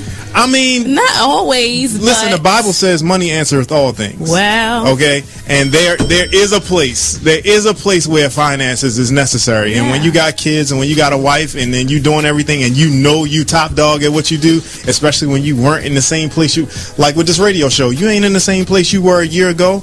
Should nobody be coming on the show and not donating to your show? Can you say that on my show? Should nobody be coming to your show? Can you say that in the middle of the live? Yeah, make that a promo, please. Should nobody come on this show without donating? That is a nice commercial. I don't care if it's $20. Donate. Tune in to Be Inspired every Wednesday live at 7 p.m. right here on BeExposedRadio.com. You are listening to BeExposedRadio.com, the home of Talk Lately with Monty, every Tuesday at 7 p.m. Talk Lately is back on May 17th at 7 p.m. only on BeExposedRadio.com. Oh, okay, yeah. Also on YouTube. I know the rate is killing. You see me recording? Oh my God. You a hard-headed asshole. Yo. Ladies, are you in need of the best quality hair extensions, a cute outfit, or that perfect pair of shades? Pink Ice products can cover you from head to toe, from flawless weaves to apparel. Visit us online at pinkiceproducts.bigcartel.com. We're located at 3000 Old Alabama Road, 119-303, Alpharetta, Georgia. Or give us a call at 470-488-6484. Come on in and check out Pink Ice products today. You are listening to BeExposedRadio.com, the home of Talk Lately with Monty, every Tuesday at 7 p.m. Do yourself a favor and listen to this hilarious flashback on Charm City Direct Radio Show. You know me. I eat like this all the time. Do I gain any weight? No, at all. You can have my belly right now. I'm giving away body parts. Somebody said they need a butt. Somebody said they need a butt. I can use a little extra tissue there. I can pop it. Right now. He out here giving out butt cheek donations. Hey everybody, it's your girl, the magical glow getter herself, Anissa Maureen, co-host of the Charm City Direct Radio Show. Catch me and the rest of my team every Saturday, 5 to 7 p.m. on BeExposedRadio.com. Ladies, are you in need of the best quality hair extensions, a cute outfit, or that perfect pair of shades? Pink Ice products can cover you from head to toe, from flawless weaves to apparel. Visit us online. You are listening to BeExposedRadio.com. Welcome back to the Artist Exchange. I am your co-host, Hollywood, and we have a nice special guest in here, Mr. Will. That's me. Lurking in the bushes. So, Will, let's dig inside. So, tell me about your artwork and what inspired you to actually become an artist. No. Well, my artwork, I do. My artwork is really revolved around a lot of my some of my, I wouldn't say some of my most embarrassing thoughts. It's like a lot of my like really outlandish creative like things that I try to get that people really don't think about on the norm on a daily basis. And the other thing is too, I try to make sure that my art tells a story as well. It was a story within that me and my friend, we had like our sketchbooks. We were going down to Otakon, right? Mm-hmm. And he had a sketchbook, I had mine, and he was up like, yeah, the way you draw, so and so. He was a big critiquer, let's say the left brain thinker, like, so we went over to a ton of artists within the artist alley. We showed them our sketchbooks. So it was like they viewed his sketchbook, some of the artists and everything. They flipped through and they were like, wow, your stuff is pretty nice, pretty good. And this is one thing I warned them about, and I'm about to tell you. When I gave them my sketchbook, they took their time. They looked at it and they had more so of a thought process, as looking at the page, because my art wasn't just there just for like just for display, but it also told a story. Right. And that's it with me with my art, man. I just try to just keep creating. You wouldn't mind explaining one of the stories for your art? One of the stories of my art. Or like what kind of stories you tell, or your artwork tells? Wow, that's crazy. I got so many. I don't even know where to start. There was one, and it's a very colorful flow of different abstract of shapes and colors and stuff, and the thing is kind of like a dragon, but it also has a smiley face, this big grin, and his name is Entane. He's the god of entertainment. And pretty much it's this orb, and this orb pretty much travels and it goes from different places within the galaxy, and also pretty much, gives entertainment to anybody who actually holds this orb. So as you hold it, it actually, feels you. It becomes a part of you, and his grin and everything like that. He feels the happiness and the creativity within you. Showing you and offering you different paths in life to take and stuff like that, help you out with depression, anxiety, and all kinds of stuff like that. And and the whole thing is, if you feel a certain way, if you feel scared, if you feel frightened and stuff like that, he'll start to change. His face will start to decay and stuff like that. And it's a pretty cool story. It goes further, but I don't want to keep talking. Yeah, but also I want to say you heard that. I'm like, I want to see this. Right, I'm over here visually painting in my head like the smile, the grin, the dragon, the orb. He's cool. He has the biggest grin, and what I want to do, Route 40, right? Mm-hmm. Yeah, I want that whole wall. I want to do the whole Route 40 wall with just nothing but Insane, just waving through, just going through the whole entire thing. It'd be like one of the longest murals ever. So. Yeah, but I just want to make also maybe downtown in the Inner Harbor one day is the first virtual water display, and as the water's rising and spraying you, let's say Entane's kind of transforming and swimming through the water, and also you can see from the lights the water's mist is actually casting color within it, also shapes, and you can actually make that out, and also the kids will love and enjoy it too, and it also sparks off a light of creativity within their minds too. So that's something to be truly memorable. Yeah. Okay. What was I about to say? Where do you go mentally when you start painting? Well, I do a lot. But when I start mentally and stuff like that, I always go to God most of the times. And also I just go within the realms of love. Okay. And the one times I'm always, and I draw the best, and my friends will tell you, and I think he's watching right now. when I'm upset after, you know, a woman leaves or does something like that, I do some of the best work. It's just like all my passion. It's like you know, it's like she stabbed me, and all of it's just coming out. It's just And it's pouring into the canvas. It's pouring into the canvas, and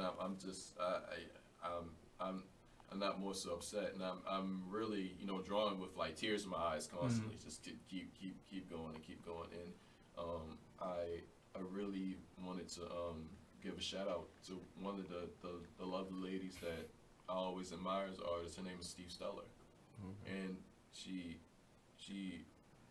a very intelligent woman, and she always like admired my art. She always swore I was like one of the best artists that she's ever met and stuff like that. But like where I go through a lot visually and stuff like that, you know, especially like is, you know, within her too, you know, a lot of times.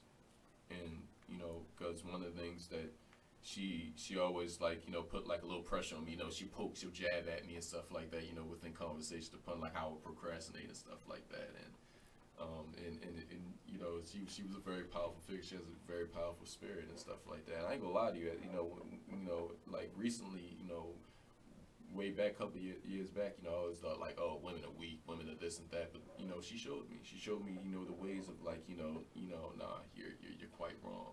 You know, this is like, people are, you know, why I just went against myself by limiting, you know, works of art, you know, like, you know, which are women themselves. So that's about it. Okay. It seems like you have like a lot of, you said a lot of it is a story that you're creating with your artwork. Have you found a great way to display that?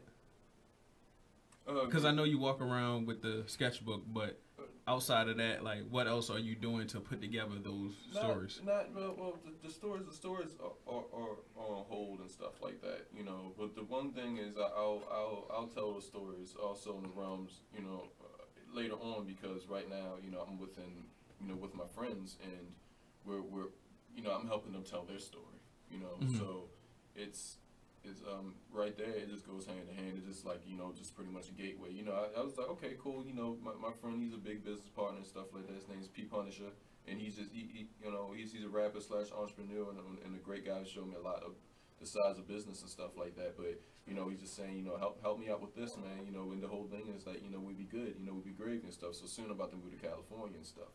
But like, yeah, he pretty much, you know, showed me a lot, you know, in the realms of like, you know, increasing my art and stuff like that. So I'm helping him tell that story, right? And then later on, you know, my stories will come about. But the whole thing is they're still being worked on and perfected. So they're masterpieces. Do you feel comfortable showing your artwork, or you know, like before the finished product get there? Yeah, but before the finished product, yeah, I don't care, because I always like, you know, I went on YouTube, all kinds of stuff like that, and I heard a lot of stuff about, you know, certain great masters and stuff like that. And they were talking about little sketches and, you know, stuff. They were up and like, oh, you know, your sketches, you know, that are in your book and everything. You don't have to show them to people. You don't have to, because they're for you. They're not for the world. You know, right. Like your brother's like, you know, a kung fu master ain't gonna continuously like go in the middle of the city and keep practicing moves constantly. No, you know, he's gonna go someplace private, somewhere he could train and develop and hone his skills and stuff like that. But with me, I don't mind showing people, you know, the progress of it. And the one thing is, you know, when people sat down and saw me, you know, drawing, like they look at it and go like, okay, so, you know, what are you drawing? Why are you doing this? And I'll actually sit there, you know, and talk to them and teach them as well, you know, as they're drawing, you know, linear work, you know, color theories, you know, stuff like that. So, you know, yeah. Okay. As far as your work in art, what message are you trying to, like you saying, because I'm listening to you and you saying through your art, you know, it tells stories, and I'm very intrigued about it. Through your artwork, what message are you sending to the people? The one thing I'm sending to people, but I'm sending a lot to, like, you know, people who, even the younger youth, and even, I told them a lot of times, you know, I told them a lot, like, you do anything you want, man. One thing I will say, you know, to them, you know, and teach them within the realms of my artwork, you always had the possibility to do you know, what you desire to do. Like there's no such thing as like as in a dead end job unless you make that your reality, you know. So the whole thing is like, you know, a lot of the workforce wonder why, you know, people don't you know, want these jobs anymore. People of our generation, because we look at our parents and their backs been broken, the soles off their feet, and they're wondering and stuff like that. But the whole thing is like, you know, we can sit and, you know, correct this. Like, you know, we can bond together. You know, I believe art is the escape route. You know, from you know, suffering and just being a slave. Like seriously, like yeah, you know, like, but I mean, like, some people have those slave jobs and eat like a slave. I believe you work like a slave, eat like a king, for real. So like, even if it's in the realms of art, so do you think? That's what I say. Okay. Come on, lay it on me, man. What's up with these questions? No, I'm just trying to think, like, when you was telling the story and your artwork, it just kind of like threw me off, because it's just like, I'm trying to I'm remembering, curious, and like seeing the visuals of it. Oh man, and I got it for you for days. The man. point, like, what, like, your aim with your work, and like, because it kind of it doesn't sound like you're on the traditional, I guess, sense of path of artwork, like building a brand, and I want to be known for this. Like, it seems like you're more so like, art is your life. Art is my life. Like, yeah. this is like, how you. This is how I roll. Like, plus, like, it's that Aquarius aspect too, man. I love my freedom. Like, I need my freedom. Like, I need to express myself. I'm kinky. I'm quirky. I'm available. I'm just right here. Like, hey, come on, man. Come at me. And sometimes I do get in my moments of depression. I sit there and I think, like, you know, like, am I a fool for doing this? But that's what makes it truly worth it. You know, with anything, like, you question yourself, like, am I really a fool? Like, for, you know, doing what I supposedly love, you know, stuff like that. But the whole thing is, like, I could tell it's formed because it proves me wrong every single day. Right. You know.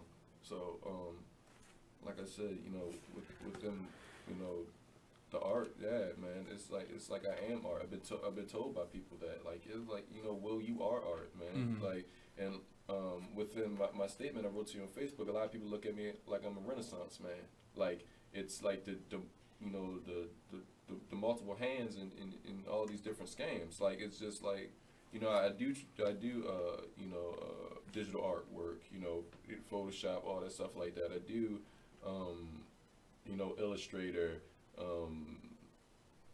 video editing, what else? Photography, calligraphy, graffiti, pretty much you name it, I do it. So like, yeah, I try to make myself available to all of it, because, you know, it's just that precious. I have to explore it all. I have to be there, just to say I've done it and tell people that you can do it too. True. Yeah.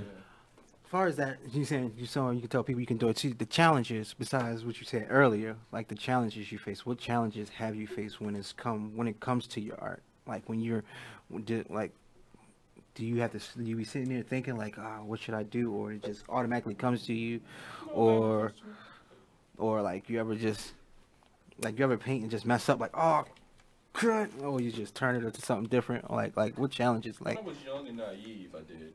I was really, like, you know, it's at the point, man, I used to get upset because the paper wasn't perfect. You know, it was like, you know, as soon as the corner got, like, you know, bent, I'm like, I need to use paper.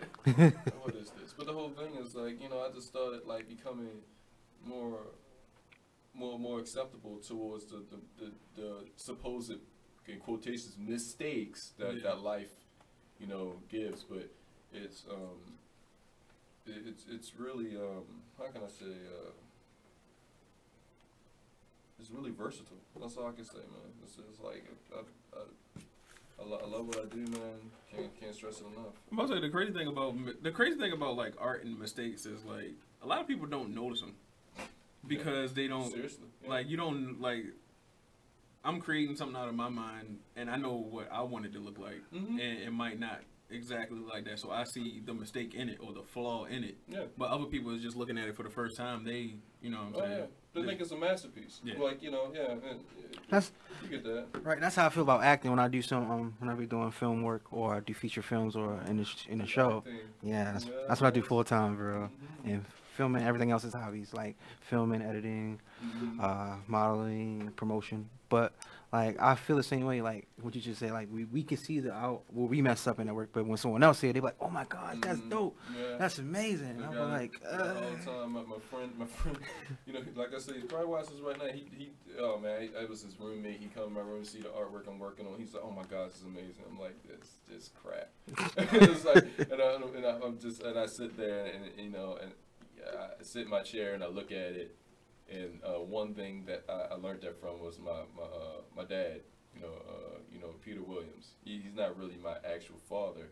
He was a father figure to me. Right. And what he did was, and he told me, is you sit there at your drafting table on your chair and you look at your artwork. And what he do is he would take boxes of cigarettes, chain smoke them, and keep looking, and pick it apart and keep looking. And then what he did was he said, Will, you know, the best thing you got, the ability, you never make mistakes. You know why? Because you have tracing paper. Tracing is not a crime.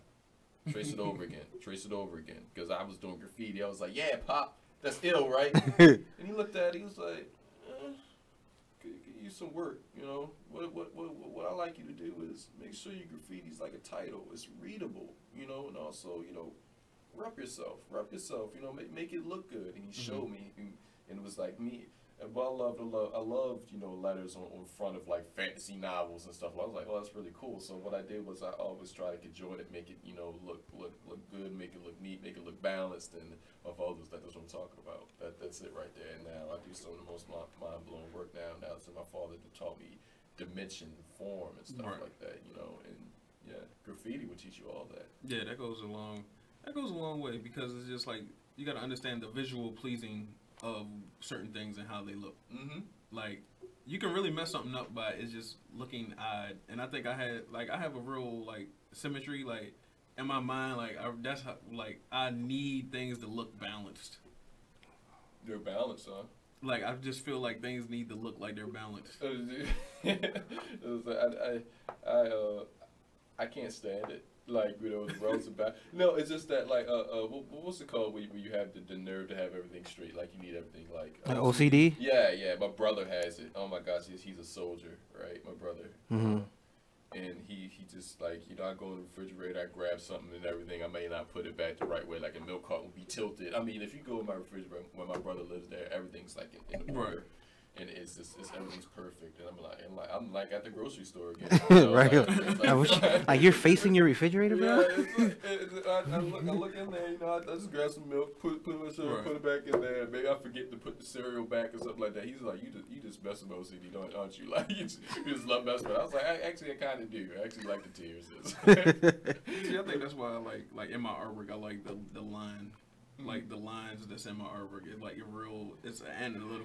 it's an analytical look, but it's also color-wise, it's an abstract. Yeah. So it's just like it looks perfect in form, like it looks equal, even though everything is not. But the straight lines make it look like equal. Symmetrical. Symmetrical with that.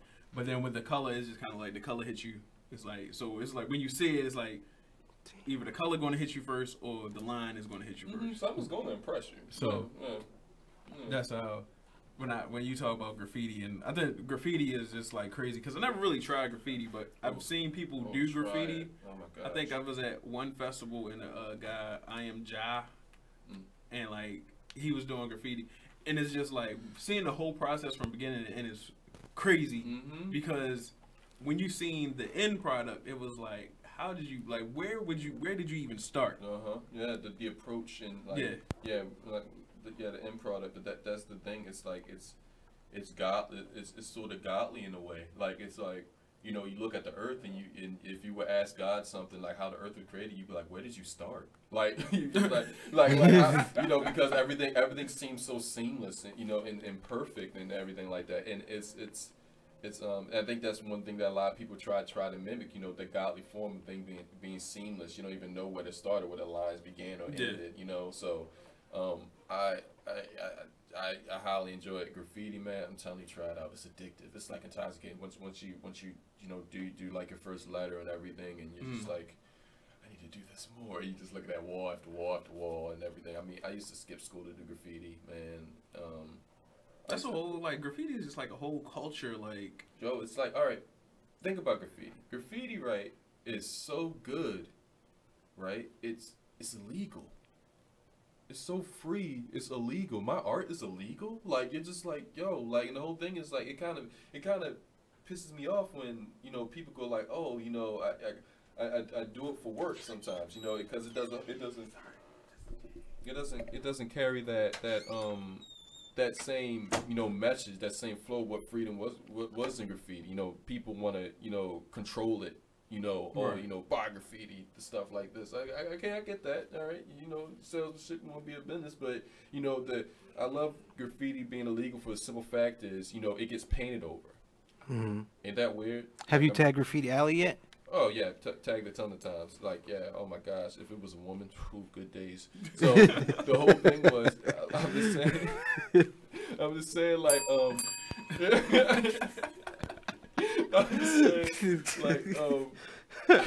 within, like, I know as a graffiti artist, me saying that it being painted over is the best part.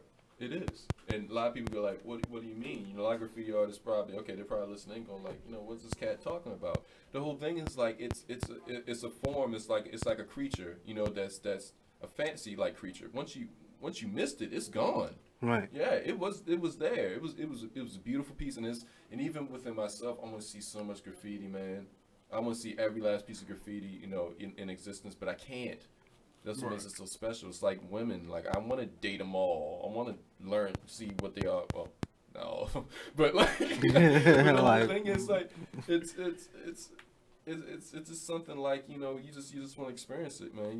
You want to taste it, you want to see it. But once it's gone, it's gone. But that's what makes it so special. Yeah, you know, you can only imagine, like, no piece of graffiti that's painted over will ever be as beautiful as you imagine it to be, ever.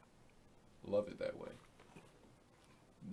I think that's like one of the things, like, I feel like only people that really are in the graffiti culture appreciate that about it and understand that aspect about it.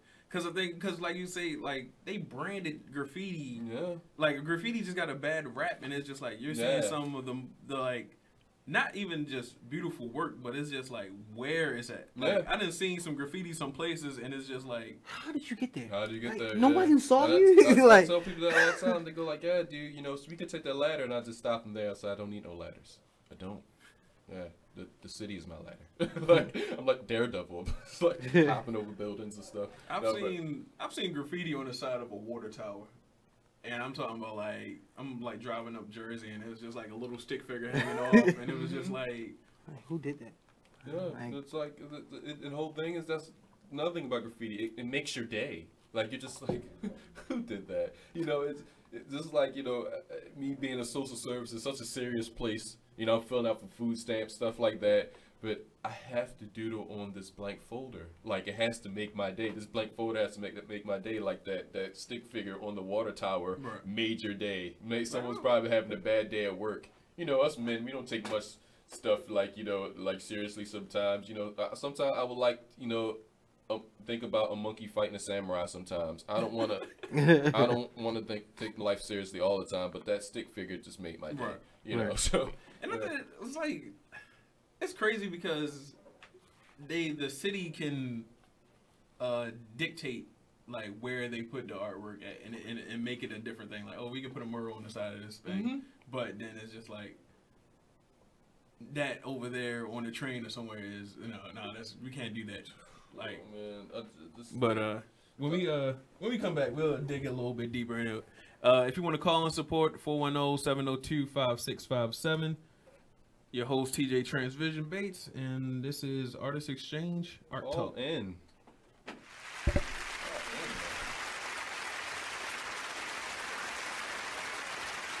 It's time for flashback.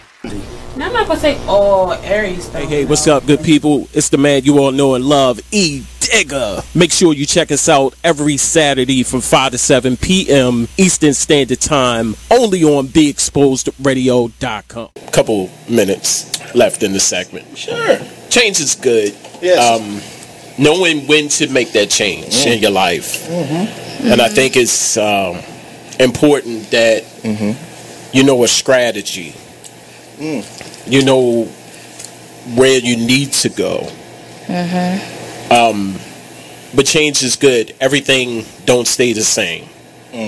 Right. And if you're a person, especially for old people, that can't accept change, then it's kind of hard. Right. I was going to a church.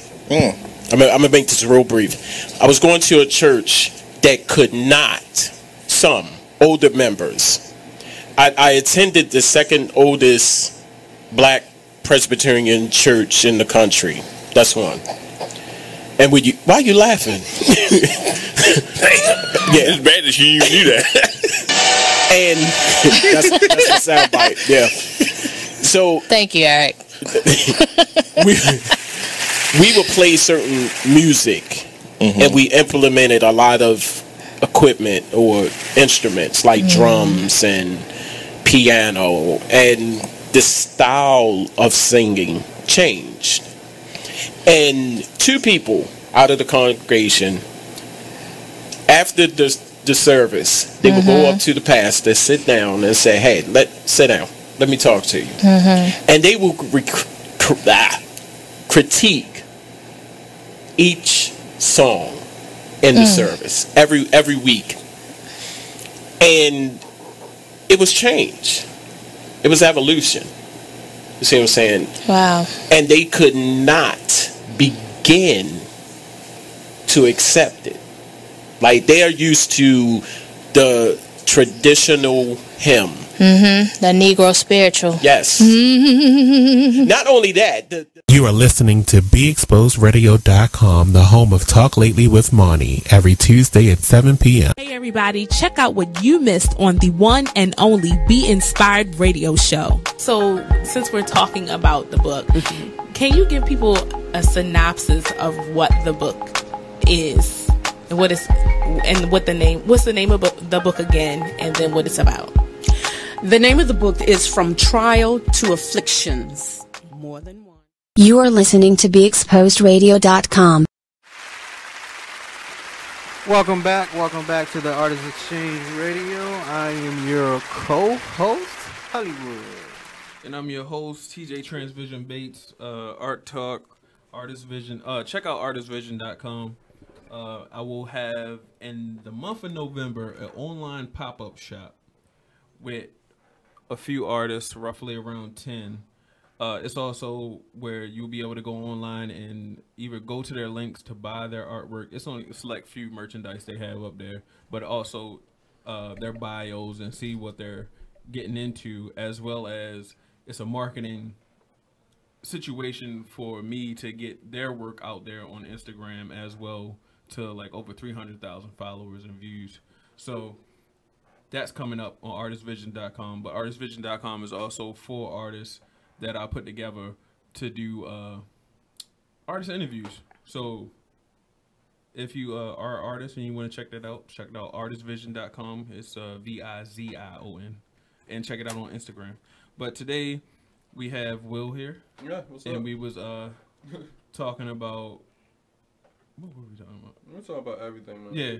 I mean, art. Will comes across as one of those artists that's like, it's not just one thing that you're talking to him about. You're talking about life in general with art and how it connects.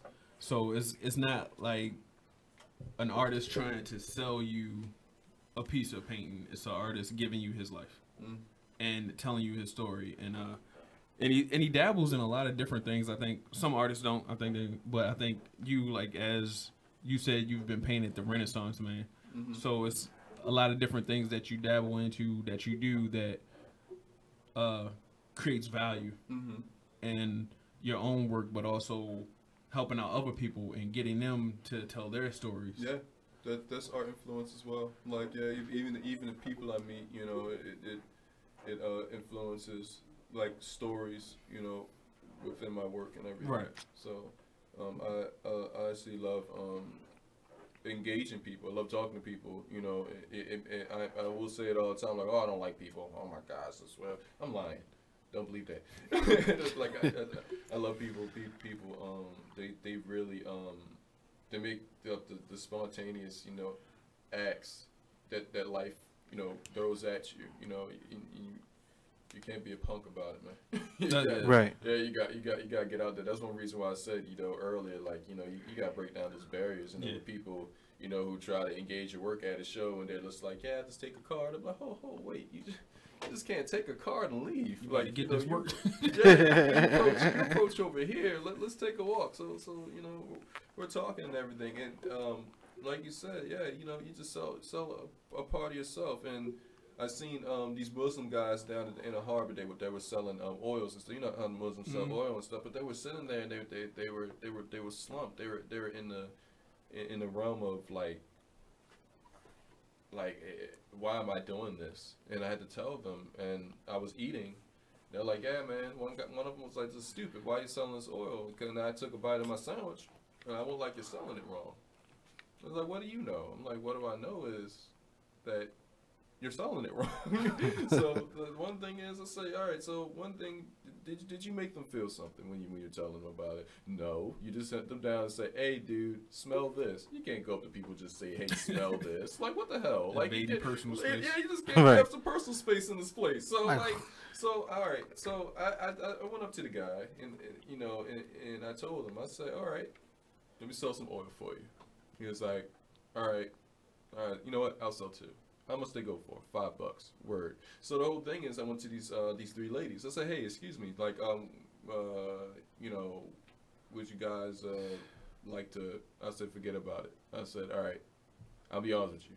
I'm trying to sell you something. I'm trying to sell you oil right now, and it's for my man's over there, and not just for him, but it's for his kid up there. His kid's got to eat. He's trying to make a living off this oil.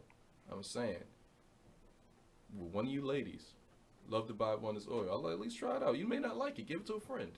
And they were like, I don't know. Well, like, all right, hold up one second. All right, there's three ladies.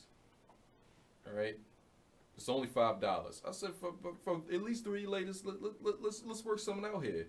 And they were like, okay. They took out money, gave them the oil. I was like, that's cool. I was like, now, I had another vial of oil that I was supposed to sell too. So a guy walks up. And, you know, he has a cigar. And I said, well, that's a nice cigar. I smoke cigars. So the whole thing is I went into it. And I talked to him about it. I was like, okay, you know, cigars and stuff like that. We're talking about, you know, the different types of cigars and different plants and stuff and everything. And I told him, you know, about it, and I slid it in there. I was up like, yeah, you know, you're a man of money and everything. Would you mind, you know, helping me out, you know, within the realms? Instantly bought. Instantly. And I said, the one thing is, I know you can't talk to everybody, but the whole thing is you only have but so much merchandise. Once you start doing it and enjoying your time and talking to people, your merchandise is gone instantly. Yeah. So the whole one thing is, it's all about truly letting people feel something. Like once you have, like, you know, bottle of oil or anything, and you just holding it up in the air, you know, you just like the same guy who has the homeless sign saying, give me food. People are just going to go right by you. Same thing. Same exact thing. So the whole thing is, I give them money, and, you know, one of the guys is like pretty jealous. Of course, it's always going to be a hater. It's what it is. And, you know, and I had to tell them, I was like, yeah, man, you know, and I gave them $5. I was like, here you go, keep it, man. It is what it is. So, you know, that's on the point of, like, really selling yourself, man. Yeah, you might need to put together a class and start showing some artists how seminar or something. Man. Like, I've done it before. Like, you know, helping people sell their work and everything. Also, you know, showing people how to produce better work and everything. I show people how to put together portfolios for college and stuff like that. So, I've 9 times out of 10, you name it, I did it. I'm gonna say that's kind of like how, like, that approachability is kind of like how we met, because it wasn't like, you know what I'm saying, we at Artscape and you have some artwork. You don't have to be one of these people that then paid however much to have their little booth. You don't. You could be out there, like, it's not illegal. Like, this is, and I'm connecting with people. I'm networking with people. I might find somebody that want to buy my artwork. I might find a situation that now you're on the radio and we're having a conversation about your artwork that opened up due to you just being out there with your sketchbook showing people. Yeah, guaranteed I made more money than people at booths. Guaranteed. Like, you know, the whole thing is like, you know, you get out there, you get your feet wet, and you start talking to people. I've seen some people who would sit down at that booth, and I said, you know, a couple $100 just walk by you, right?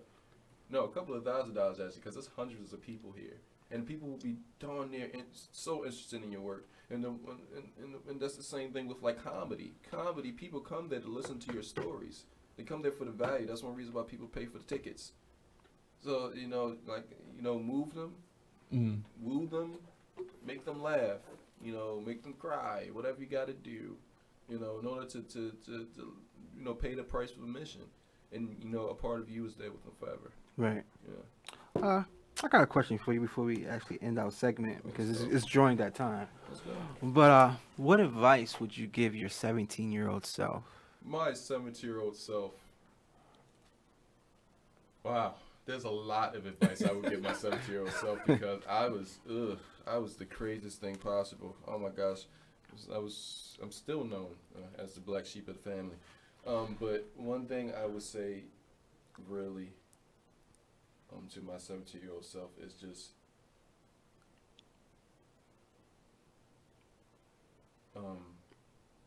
I said the problem that's what I tell him. I said the problem is with you is that you think you have time, and that's what I tell him.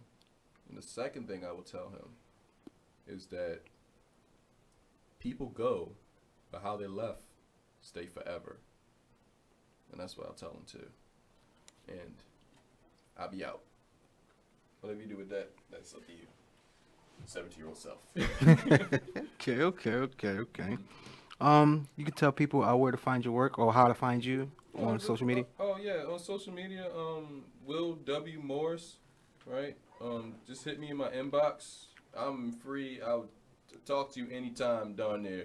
If I'm not talking to you, that means I'm out, because I'm like the refrigerator in my apartment. I'm there, like I'm always there. So like I'm instantly messaging you back. Like you message me, I instantly message you back. You know. Yeah. You know. Yeah. I appreciate it. Like some people is just I know you've seen it. Oh yeah. I know, because I'm sitting at my computer drawing and stuff like that all day long. I'm just sitting there drawing at my computer. So if it's not that, I'm playing League of Legends. So like, yeah, you know, hit me in my inbox, man. I do, you know, concept artwork for characters. I help, you know, design children's books, man. I don't care. I do like little cards. I do portraits. I do paintings. I mean, whatever you need, I got you. And yeah. So thank you very much, guys, for having me here. Thank you so much. Oh, you're very welcome. You're very welcome. You're welcome. Like that's the whole point, is just to, you know, get artists out there, get their story out there, and just appreciate the artists for who they are and understand their story and listen to and talk to them. Like, you know, for people out there that engaging with artists, learn their story. You know what I'm saying? Like, really engage with them. Like, even challenge these artists and ask them about their paintings and how they feel and why, so that you're just not just purchasing a piece of work that doesn't mean anything. Yes. Like, find value in what you're about to purchase, and you might find the value more so in the artist. Yeah, than the actual and the whole piece of work. thing is like when people sit there, and it's kind of weird. I know it's weird, and people sit there, like artists sit there at the tables and not approaching people. I don't see artwork on their canvases anymore. I see an actual blank canvas. Like, it's like, okay, so man, like, what is your story? What's going on behind here? Like, what can I find out? Like, am I a person wanted, you know, to approach? I'm not saying like be on a unicycle and juggle flaming like swords. I'm just saying like, you know, like, you know, become more engaging. Like, show you know your passion. Like I said, a lot of people wish they had what we had. You know, just that visual plateau, that ability to have like you have your brain is like God's, you know, mental mouthpiece, you know, and you have that ability to show people. A lot of people don't have that, and that's one reason why I charge the prices I do, and that whole thing is I don't charge prices off of, you know, the time I put into it and stuff like that, and the side. No, I charge off my beliefs, right, and beliefs within myself. I always do, And the whole thing is like, yeah, and guess what? It works. It sells. It pays the bills. Right. Yeah. And the one thing is, and the person asked me, why does that cost that much? And they don't even have to ask me. And I tell them sometimes they'll come up to me like, you know, that's $800, right? Yeah. They're like, really? Yeah, it is. You want to know why? Yeah. And tell them the story. Cake. Just like that. Got you. I got you. Also, if you can say your social media one more time for everybody. Will W Morris, just hit me up. We can create together, man. I'm with it. You have a Instagram? Oh yeah. We'll get it right. One word. You know, one word. Lowercase letters. We'll get it right. True. And if you want to follow me, you can follow me on Instagram at King Hollywood, or you can follow me on Facebook at Damonn Hall. Also, I'm being honored at an event. If you would like to come network, it will be October 21st, 2017 at SNS Lounge, 6900 Bel Air Road. SNS Lounge. Oh yeah, and it's kid friendly. And we definitely will be giving out giving out a few prizes and also some free trips. So definitely show up. And I'm your host, TJ TranceVizion Bates. TJ TranceVizion Bates is on Facebook, TranceVizion on IG, but also the main goal for me is to check out Artist Vision on IG or artistvision.com. And I think a lot of good points came out of today's conversation, and I think probably the main one is being able to sell yourself, being able to connect with your customers, being able, as for artists, to connect with your customers, and for customers to connect with the artists. Like, really, yourself, man. You know, really make that connection, because I think that's why a lot of situations in this world today are happening, because we are disconnected from each other. Yes. And we don't have the empathy, we don't have the sympathy for each other, and we don't have that connection, and we allowing certain stuff to happen because we feel like, well, that's not us. When the reality is, the dog is pooping up the street. Sooner or later, it's about to be pooping on your yard. Yeah. And that's when somebody wants to determine, like, oh, now there's a problem. Like, right. Yeah. It's too late now. Too late. Your yard got you. Yeah. Dinner served. Listen. But thanks for listening for the one caller. And yeah.